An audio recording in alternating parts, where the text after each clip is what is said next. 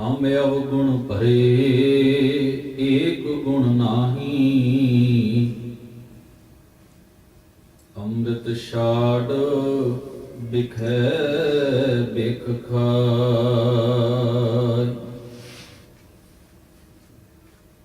माया मोह परम पै भूले, सुत दारा स्यों प्रीत लगाय। इकी उत्तम पंथ सुनियो गुर संगत, तेह मिलंत जामो त्रासु मिटाई। इक अरदास पाठ कीरत की,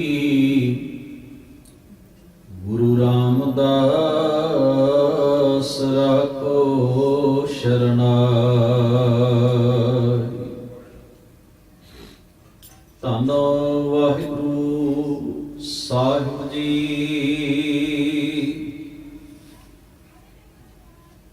धन धन रामदास गुर, जिन सिरिया तिनै सवारिया। पूरी होई करामात, आप सिरजनहारै धारिया।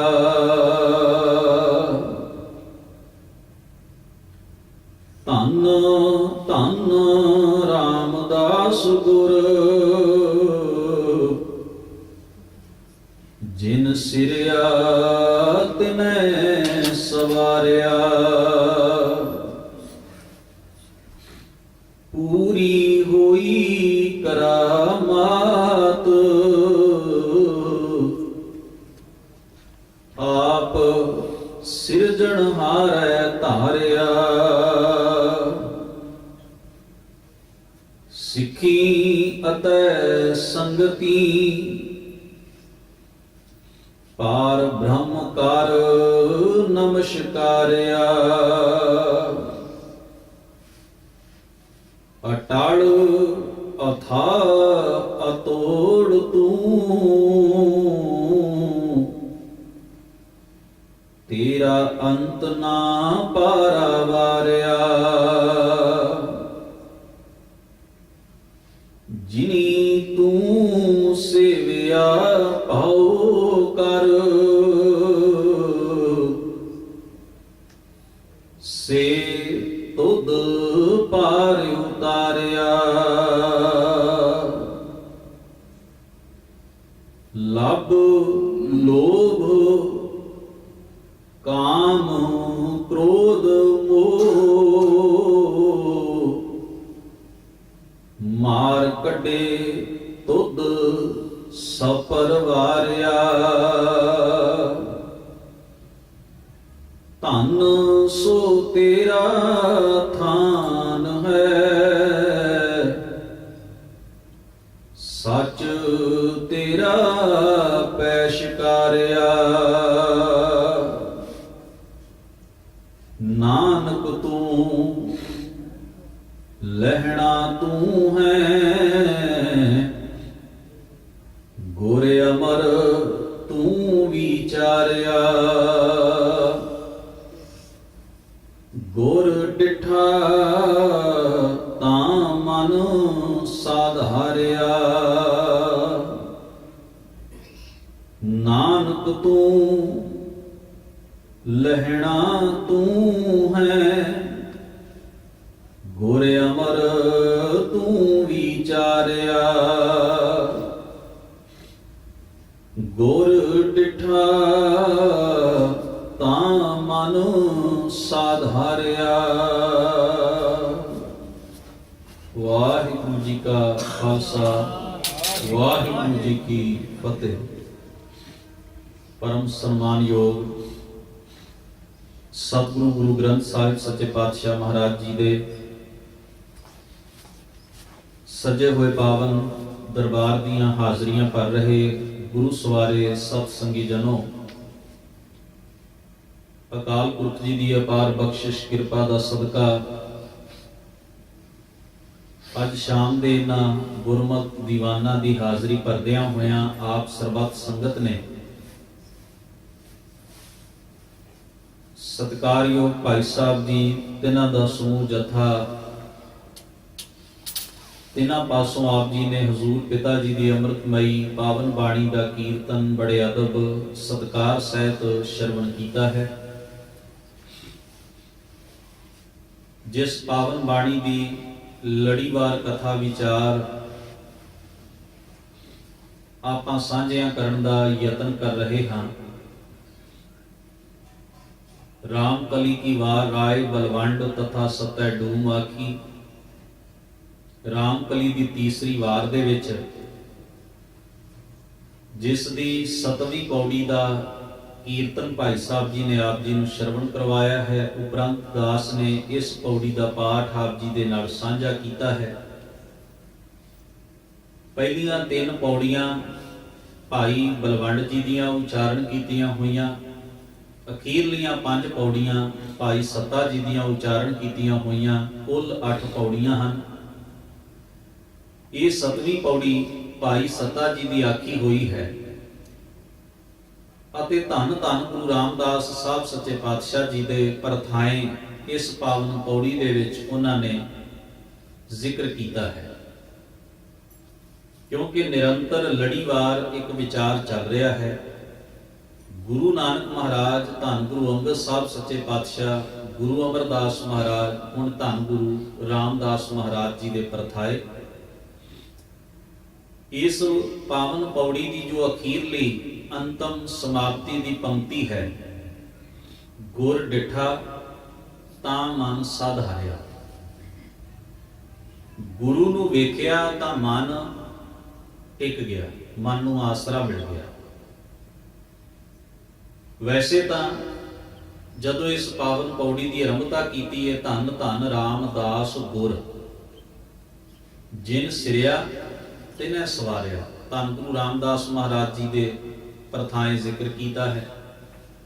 ते ये गल भी गुरु रामदास महाराज जी के बाबत ही आखी है कि जदों गुरु रामदास महाराज नूं वेखिया, उन्हां दे दर्शन कीते तां मन नूं आसरा मिल गया, मन का टिकाव बन गया। साडे सम्मुख एक प्रश्न है, गुरु ग्रंथ साहब जी की पवित्र बाणी का जिस वेले आपां पाठ करते हाँ, कुछ गल्लां ने जो सानू मुढ़ले रूप विच जेकर पता होण तां बाणी नूं पढ़दियां होइयां किसी किस्म की दुविधा जिहड़ी है वो साडे मन विच नहीं रहिंदी। क्योंकि बाणी का पाठ करदियां नाल नाल बाणी नूं समझना विचारना बहुत जरूरी है। कई बार ऐसा होंदा है, एक जगह ते असीं किसी लफ्ज़ नूं पढ़िया है, दूसरी जगह दे उत्ते उसे ही लफ्ज़ दे परथाए कुछ होर किया गया है, ਤਾਂ ਸਾਨੂੰ जेकर उसका भाव समझ विच नहीं आएगा तो असी उलझ जावांगे। जिवें मैं पहला एक दिन एक उदाहरण दी सी भी एक जगह ते हजूर ने कहा कि मैं जाप तप संजम धर्म ना कमाया, एक जगह ते कहा जाप तप ज्ञान सब ध्यान ये सब फोकट कर्म हैं। एक जगह ते महाराज कहते ने संसार ने धर्म ग्रंथां नूं केवल ते केवल एक कर्म कांड का जरिया बनाया, पढ़ रही है दुनिया, ਉਹਦੇ ਚੋਂ ग्रहण कुछ नहीं कर रही। वेद पाठ संसार की कार, पढ़ पढ़ पंडित होए खुआर, बिन बूझे सब करें विचार। पर धन गुरु ग्रंथ साहब महाराज दे विच नाल इह भी कहे, गावो सुनो पढ़ो नित भाई गुरपूरे तू राखिया। जानी कि असी जिस वेले उन्हां लफ्ज़ां नूं पढ़ लवांगे, जे सानूं भाव दा मतलब उहदा अंतरीव भाव जो है उस पंक्ति दा, जो सतगुरु जी भावना दे नाल जिहड़ी भावना नाल गल कह रहे ने, जो समझाउणा चाहुंदे ने, जे उस वाले पासे साडा ध्यान नहीं जाएगा तां सानूं ऊपरे तौर दे उत्ते इस तरह भी शंका हो सकदी है, सवाल पैदा हो सकदा है कि एक जगह ते गुरु पातशाह ने कुछ कहा, दूजी जगह ते उसे गल नूं आप ही रिजैक्ट कर दिता, रद्द कर दिता, ये की गल हुई? ऐसा वापर सकदा।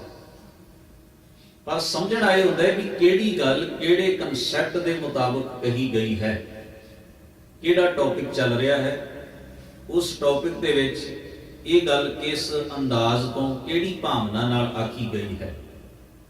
ਜਿਵੇਂ ਅਸੀਂ ਦੋ ਸ਼ਬਦ ਵਰਤਦੇ ਹਾਂ ਆਮ ਬੋਲਚਾਲ ਵਿੱਚ, ਇੱਕ ਉਦਾਹਰਣ ਦੇ ਰਿਹਾ ਹਾਂ। ਇੱਕ ਵਿਅਕਤੀ ਬਹੁਤ ਜ਼ਿਆਦਾ ਡਿਪਰੈਸ਼ਨ ਵਿੱਚ ਰਹਿੰਦਾ ਹੈ, ਕਿਸੇ ਗੱਲ ਨੂੰ ਲੈ ਕੇ ਮਾਨਸਿਕ ਤਣਾਅ 'ਚ ਰਹਿੰਦਾ ਹੈ, ਇਹ ਹੁਣ ਬਿਮਾਰੀ ਹੈ। ਅਸੀਂ ਉਹਨੂੰ ਸਮਝਾਉਂਦੇ ਹਾਂ, ਤੂੰ ਚਿੰਤਾ ਨਾ ਕਰ, ਚਿੰਤਾ ਕੀਤਿਆਂ ਕੁਝ ਨਹੀਂ ਹੋਏਗਾ। ਇੱਕ ਆਦਮੀ ਪਰਵਾਹ ਨਹੀਂ ਕਰ ਰਿਹਾ, ਆਪਣੀ ਜ਼ਿੰਮੇਵਾਰੀ ਨਹੀਂ ਨਿਭਾ ਰਿਹਾ, ਉਸ ਨੂੰ ਅਸੀਂ ਕਹਿ ਦਿੰਦੇ ਹਾਂ ਤੂੰ ਕੋਈ ਚਿੰਤਾ ਵੀ ਕਰਿਆ ਕਰ, ਐਵੇਂ ਫਿਰਦਾ ਰਹਿਣਾ, ਕੋਈ ਘਰ ਦੀ ਚਿੰਤਾ ਕਰ, ਕੋਈ ਕੰਮ ਦੀ ਚਿੰਤਾ ਕਰ। ਹੁਣ ਸਵਾਲ, ਇੱਕ ਨੂੰ ਅਸੀਂ ਕਹਿ ਰਹੇ ਹਾਂ ਚਿੰਤਾ ਦੀ ਲੋੜ ਨਹੀਂ, ਦੂਜੇ ਨੂੰ ਕਹਿ ਰਹੇ ਹਾਂ ਚਿੰਤਾ ਕਰਿਆ ਕਰ।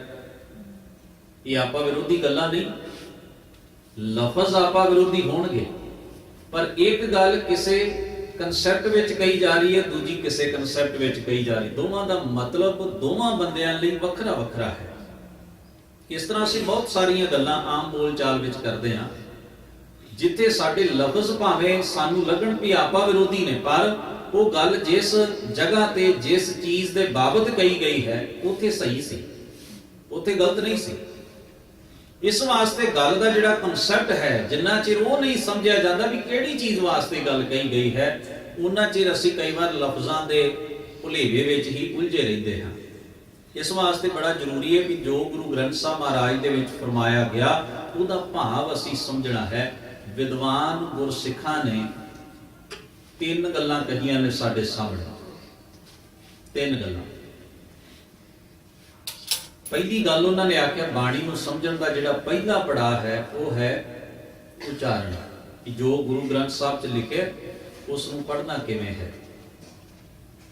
ਦੂਸਰਾ ਹੈ ਉਸ ਦਾ ਅਖਰੀ ਅਰਥ, ਜੋ ਕਿਹਾ ਗਿਆ ਹੈ ਉਸ ਲਫ਼ਜ਼ ਦਾ, ਉਸ ਸ਼ਬਦ ਦਾ ਮੀਨਿੰਗ ਕੀ ਬਣਦਾ ਹੈ, ਅਰਥ ਕੀ ਬਣਦਾ ਹੈ। ਤੇ ਤੀਸਰੀ ਗੱਲ ਉਹਨਾਂ ਨੇ ਆਖੀ, ਕਿਉਂਕਿ ਬਾਣੀ ਜਿਹੜੀ ਹੈ ਉਹ ਕਾਵਿ ਰੂਪ ਵਿੱਚ ਹੈ, ਇਸ ਕਰਕੇ ਇਹਦਾ ਭਾਵ ਅਰਥ, ਤੀਸਰਾ ਅਰਥ ਹੋਏਗਾ ਭਾਵ ਅਰਥ। ਭਾਵ ਅਰਥ ਤੋਂ ਬਿਨਾਂ ਗੁਰੂ ਗ੍ਰੰਥ ਸਾਹਿਬ ਜੀ ਦੀ ਬਾਣੀ ਨੂੰ ਸਮਝਿਆ ਨਹੀਂ ਜਾ ਸਕਦਾ। ਤੇ ਚੌਥੀ ਗੱਲ ਹੈ, ਇਹ ਤਿੰਨ ਤਾਂ ਹਨ, ਬੌਧਿਕ ਪੱਧਰ ਉੱਤੇ ਗੱਲ ਸਮਝ ਲੈਣੀ, ਜਾਣ ਲੈਣਾ ਵੀ ਗੁਰੂ ਗ੍ਰੰਥ ਸਾਹਿਬ 'ਚ ਕੀ ਲਿਖਿਆ। ਤੇ ਚੌਥੀ ਜਿਹੜੀ ਸਟੇਜ ਹੈ ਉਹ ਹੈ ਅਨੁਭਵ ਗਿਆਨ, ਭਾਵ ਹੈ ਉਸ ਨੂੰ ਉਸੇ ਅੰਦਾਜ਼ ਵਿੱਚ ਮਹਿਸੂਸ ਕਰਨਾ ਜਿਸ ਤਰ੍ਹਾਂ ਗੁਰੂ ਪਾਤਸ਼ਾਹ ਨੇ ਇਹ ਗੱਲ ਆਖੀ ਹੈ, ਉਹਨੂੰ ਮਹਿਸੂਸ ਕਰਨਾ, ਉਸ ਨੂੰ ਅਨੁਭਵ ਕਰਨਾ। ਇਹ ਹੈ ਬਾਣੀ ਨੂੰ ਆਪਣੇ ਜੀਵਨ ਉੱਤੇ ਹੰਢਾਉਣ ਦੇ ਤੇ ਬਾਣੀ ਵਾਲੇ ਪਾਸੇ ਸਫ਼ਰ ਕਰਨ ਦੇ ਪੜਾਅ।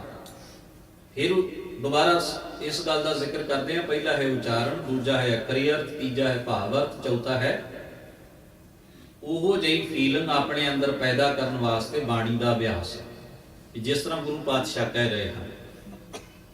ਵੈਸੇ ਮੇਰਾ ਆਪਣਾ ਨਿੱਜੀ ਖਿਆਲ ਹੈ, ਹੋ ਸਕਦਾ ਹੈ ਇਹ ਬਹੁਤੇ ਮੇਰੇ ਤੋਂ ਜੋ ਸੂਝਵਾਨ ਲੋਕ ਹਨ ਉਹਨਾਂ ਦੀ ਕਸਵੱਟੀ ਤੇ ਖਰਾ ਨਾ ਵੀ ਉਤਰੇ। ਮੇਰਾ ਖੁਦ ਦਾ ਮੰਨਣਾ ਹੈ ਧੰਨ ਗੁਰੂ ਗ੍ਰੰਥ ਸਾਹਿਬ ਜੀ ਦੇ ਵਿੱਚ ਐਸੇ ਵੀ ਸ਼ਬਦ ਮੌਜੂਦ ਹਨ ਜਿਨ੍ਹਾਂ ਦੇ ਅਰਥ ਜੇਕਰ ਅਸੀਂ ਸਿੱਧੇ ਸਿੱਧੇ ਜਾਂ ਕਿਸੇ ਗੰਭੀਰਤਾ ਨਾਲ ਵੀ ਕਰੀਏ ਤੇ ਜੇ ਉਹਨਾਂ ਨੂੰ ਮਹਿਸੂਸ ਨਾ ਕਰੀਏ ਤੇ ਗੱਲ ਬਣਦੀ ਨਹੀਂ। ਜਿਵੇਂ ਮੈਂ ਸ਼ਲੋਕ ਤੁਹਾਡੇ ਨਾਲ ਸਾਂਝਾ ਕਰਨਾ, ਵਿਸਮਾਦ ਨਾਦ, ਵਿਸਮਾਦ ਵੇਦ, ਵਿਸਮਾਦ ਜੀ, ਵਿਸਮਾਦ ਭੇਦ, ਇਹਦੇ ਅਰਥ ਵੀ ਹੋ ਜਾਣਗੇ, ਇਹਦੀ ਕਥਾ ਵੀ ਹੋ ਜਾਏਗੀ, ਦਾ ਕੀਰਤਨ ਵੀ ਹੋ ਜਾਏਗਾ। ਪਰ ਵਿਸਮਾਦ ਕੀ ਹੈ? ਵਿਸਮਾਦ ਦੇ ਅਰਥ ਤੇ ਤੁਸੀਂ ਕਰ ਲਓਗੇ ਕਿ ਵਿਸਮਾਦ ਦਾ ਅਰਥ ਟੀਕਾਕਾਰਾਂ ਨੇ, ਅਰਥ ਕਰਨ ਵਾਲਿਆਂ ਨੇ, ਕੋਸ਼ਕਾਰਾਂ ਨੇ ਕਰ ਦਿੱਤਾ ਵੀ ਹੈਰਾਨੀ ਤੇ ਪਿਆਰ ਦਾ ਰਲਿਆ ਮਿਲਿਆ ਜਾਂ ਜਜ਼ਬਾ ਮਨ 'ਚ ਜਿਸ ਵੇਲੇ ਪੈਦਾ ਹੁੰਦਾ ਉਹ ਵਿਸਮਾਦ ਕਹਿੰਦੇ ਨੇ। ਅਰਥ ਤੇ ਹੋ ਗਏ, ਪਰ ਕੀ ਕੁਦਰਤ ਵਾਲੇ ਪਾਸੇ ਧਿਆਨ ਕਰਕੇ ਸਾਡੇ ਮਨ ਅੰਦਰ ਐਸਾ ਜਜ਼ਬਾ, ਐਸਾ ਵਿਸਮਾਦ ਉਪਜਿਆ, ਪੈਦਾ ਹੋਇਆ? ਇਹ ਹੁਣ ਜੀਣ ਦੀ ਗੱਲ ਹੈ, ਇਹ ਮਹਿਸੂਸ ਕਰਨ ਦੀ ਗੱਲ ਹੈ, ਇਹ ਅਨੁਭਵ ਦੀ ਗੱਲ ਹੈ। ਭਾਵ ਕਿ ਗੁਰਬਾਣੀ ਨੂੰ ਆਪਣੇ ਜੀਵਨ ਉੱਤੇ ਹੰਢਾ ਕੇ ਵੇਖਣਾ, ਲਾਗੂ ਕਰਕੇ ਵੇਖਣਾ, ਇਹ ਹੈ ਧੰਨ ਗੁਰੂ ਗ੍ਰੰਥ ਸਾਹਿਬ ਸੱਚੇ ਪਾਤਸ਼ਾਹ ਮਹਾਰਾਜ ਦੀ ਬਾਣੀ ਨੂੰ ਜੀ ਲੈਣਾ, ਹੰਢਾ ਲੈਣਾ। ਗੁਰਬਾਣੀ ਸੁਣਤ ਮੇਰਾ ਮਨ ਦਰਵਿਆ। ਕੀ ਮਨ ਦਰਵ ਗਿਆ? ਭਾਵ ਮਨ ਉਵੇਂ ਹੀ ਢਲ ਗਿਆ ਜਿਸ ਤਰ੍ਹਾਂ ਗੁਰੂ ਦਾ ਸ਼ਬਦ ਕਹਿ ਰਿਹਾ ਸੀ।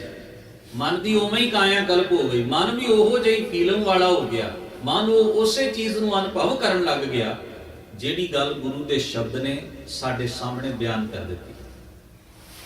ਇਸ ਵਾਸਤੇ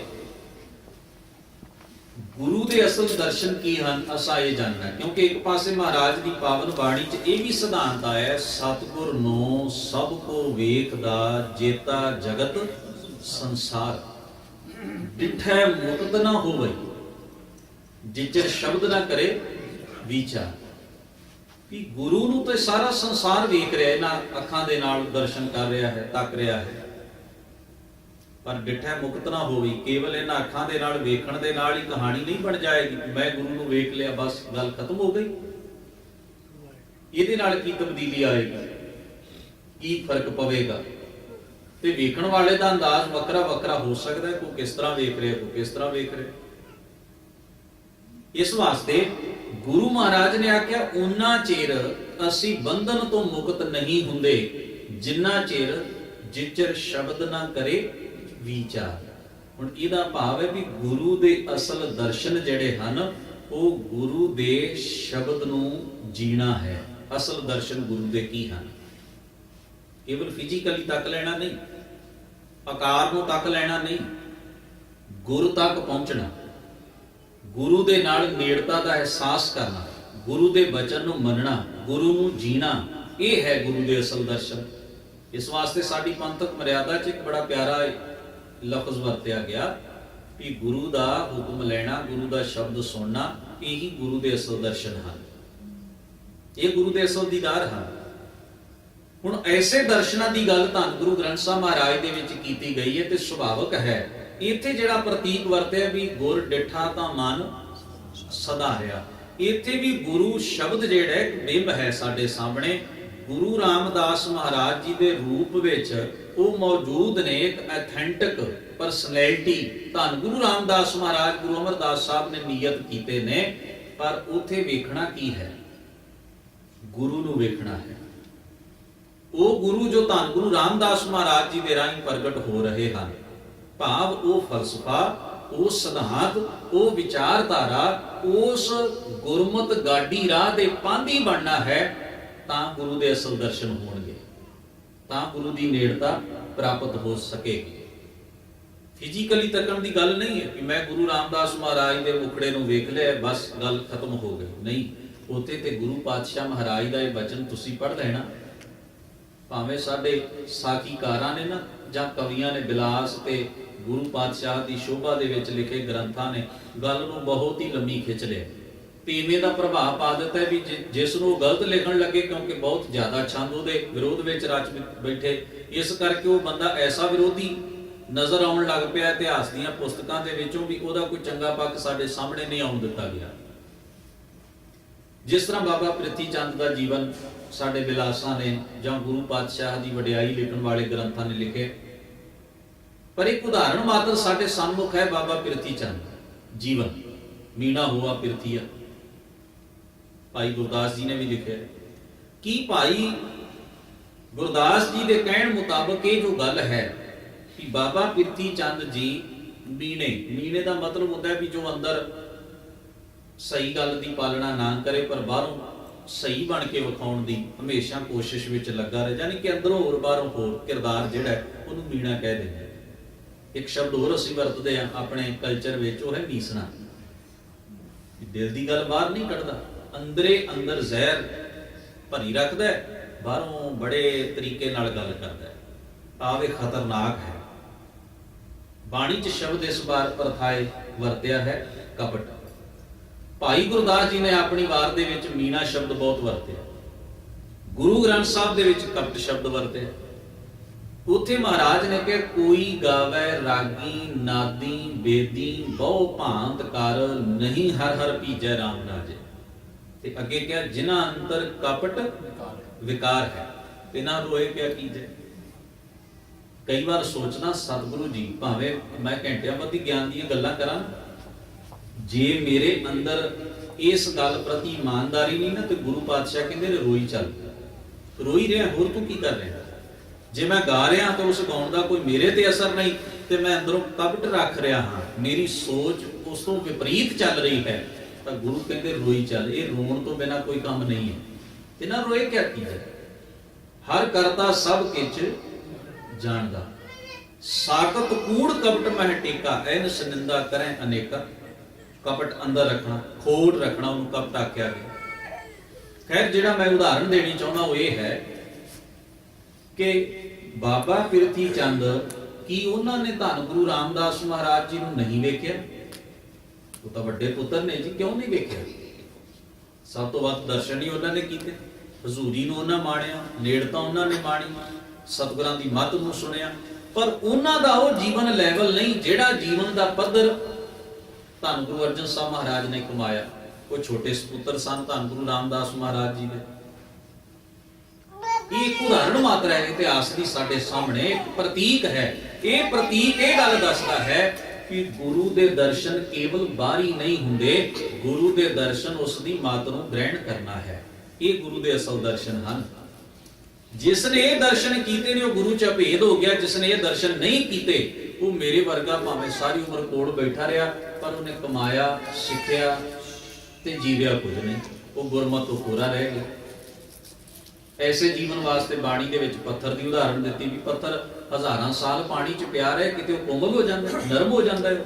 ਬਿਲਕੁਲ ਨਹੀਂ। ਰਾਮ ਹਮ ਪਾਤਰ ਨਿਰਗੁਣੀ ਆਰੇ। ਇਸ ਵਾਸਤੇ ਇਸ ਗੱਲ ਨੂੰ ਗੁਰਮਤਿ ਦੇ ਕਨਸੈਪਟ ਵਿੱਚ ਅਸੀਂ ਸਮਝਣਾ ਕਿ ਗੁਰੂ ਦੇ ਦਰਸ਼ਨ ਹਨ। ਭਾਵੇਂ ਕੋਈ ਗੁਰੂ ਨਾਨਕ ਸਾਹਿਬ ਦੀ ਹਜ਼ੂਰੀ 'ਚ ਖੜਾ ਹੈ, ਭਾਵੇਂ ਗੁਰੂ ਅੰਗਦ ਸਾਹਿਬ ਦੇ ਦਰਬਾਰ 'ਚ ਖੜਾ ਹੈ, ਗੁਰੂ ਅਮਰਦਾਸ ਮਹਾਰਾਜ ਦਾ, ਧੰਨ ਗੁਰੂ ਰਾਮਦਾਸ ਸਾਹਿਬ ਜੀ ਦੇ ਸਨਮੁਖ, ਗੁਰੂ ਅਰਜਨ, ਕਿਸੇ ਵੀ ਗੁਰੂ ਪਾਤਸ਼ਾਹ ਦੇ ਸਨਮੁਖ ਖੜਾ ਹੈ, ਜੇ ਉਹ ਗੁਰੂ ਦੇ ਫਲਸਫੇ ਨੂੰ ਨਹੀਂ ਜੀ ਰਿਹਾ, ਗੁਰਮਤਿ ਦੇ ਚਾਨਣ ਵਿੱਚ ਤੁਰਨ ਦਾ ਉਦਮ ਨਹੀਂ ਕਰ ਰਿਹਾ, ਉਹਦੇ ਅੰਦਰ ਗੁਰੂ ਦੇ ਮਿਲਾਪ ਦੀ ਕੋਈ ਤਾਂਘ ਨਹੀਂ ਹੈ, ਤਾਂ ਸਮਝੋ ਉਸਨੇ ਦਰਸ਼ਨ ਨਹੀਂ ਕੀਤੇ। ਉਸਨੇ ਦਰਸ਼ਨ ਨਹੀਂ ਕੀਤੇ, ਭਾਵੇਂ ਕੋਲ ਹੀ ਖੜਾ। ਇਹਦਾ ਇੱਕ ਹੋਰ ਪ੍ਰਮਾਣ ਮੈਂ ਤੁਹਾਡੇ ਸਾਹਮਣੇ ਇਤਿਹਾਸ ਵਿੱਚੋਂ ਦਿੰਦਾ। ਜਿਨ੍ਹਾਂ ਜਲਾਦਾਂ ਨੇ ਧੰਨ ਗੁਰੂ ਅਰਜਨ ਸਾਹਿਬ ਮਹਾਰਾਜ ਤੇ ਗੁਰੂ ਤੇਗ ਬਹਾਦਰ ਸਾਹਿਬ ਸੱਚੇ ਪਾਤਸ਼ਾਹ ਜੀ ਦੇ ਉੱਤੇ ਸਰਕਾਰੀ ਹੁਕਮਾਂ ਦੇ ਨਾਲ ਜੋ ਕੁਝ ਉਹਨਾਂ ਨੇ ਕਾਰਵਾਈ ਕਰਨੀ ਸੀ ਕੀਤੀ, ਕਿ ਉਹਨਾਂ ਨੇ ਮਹਾਰਾਜ ਦੇ ਦਰਸ਼ਨ ਨਹੀਂ ਕੀਤੇ? ਅੱਖਾਂ ਤੇ ਪੱਟੀ ਥੋੜਾ ਬੱਜੀ ਹੋਏਗੀ।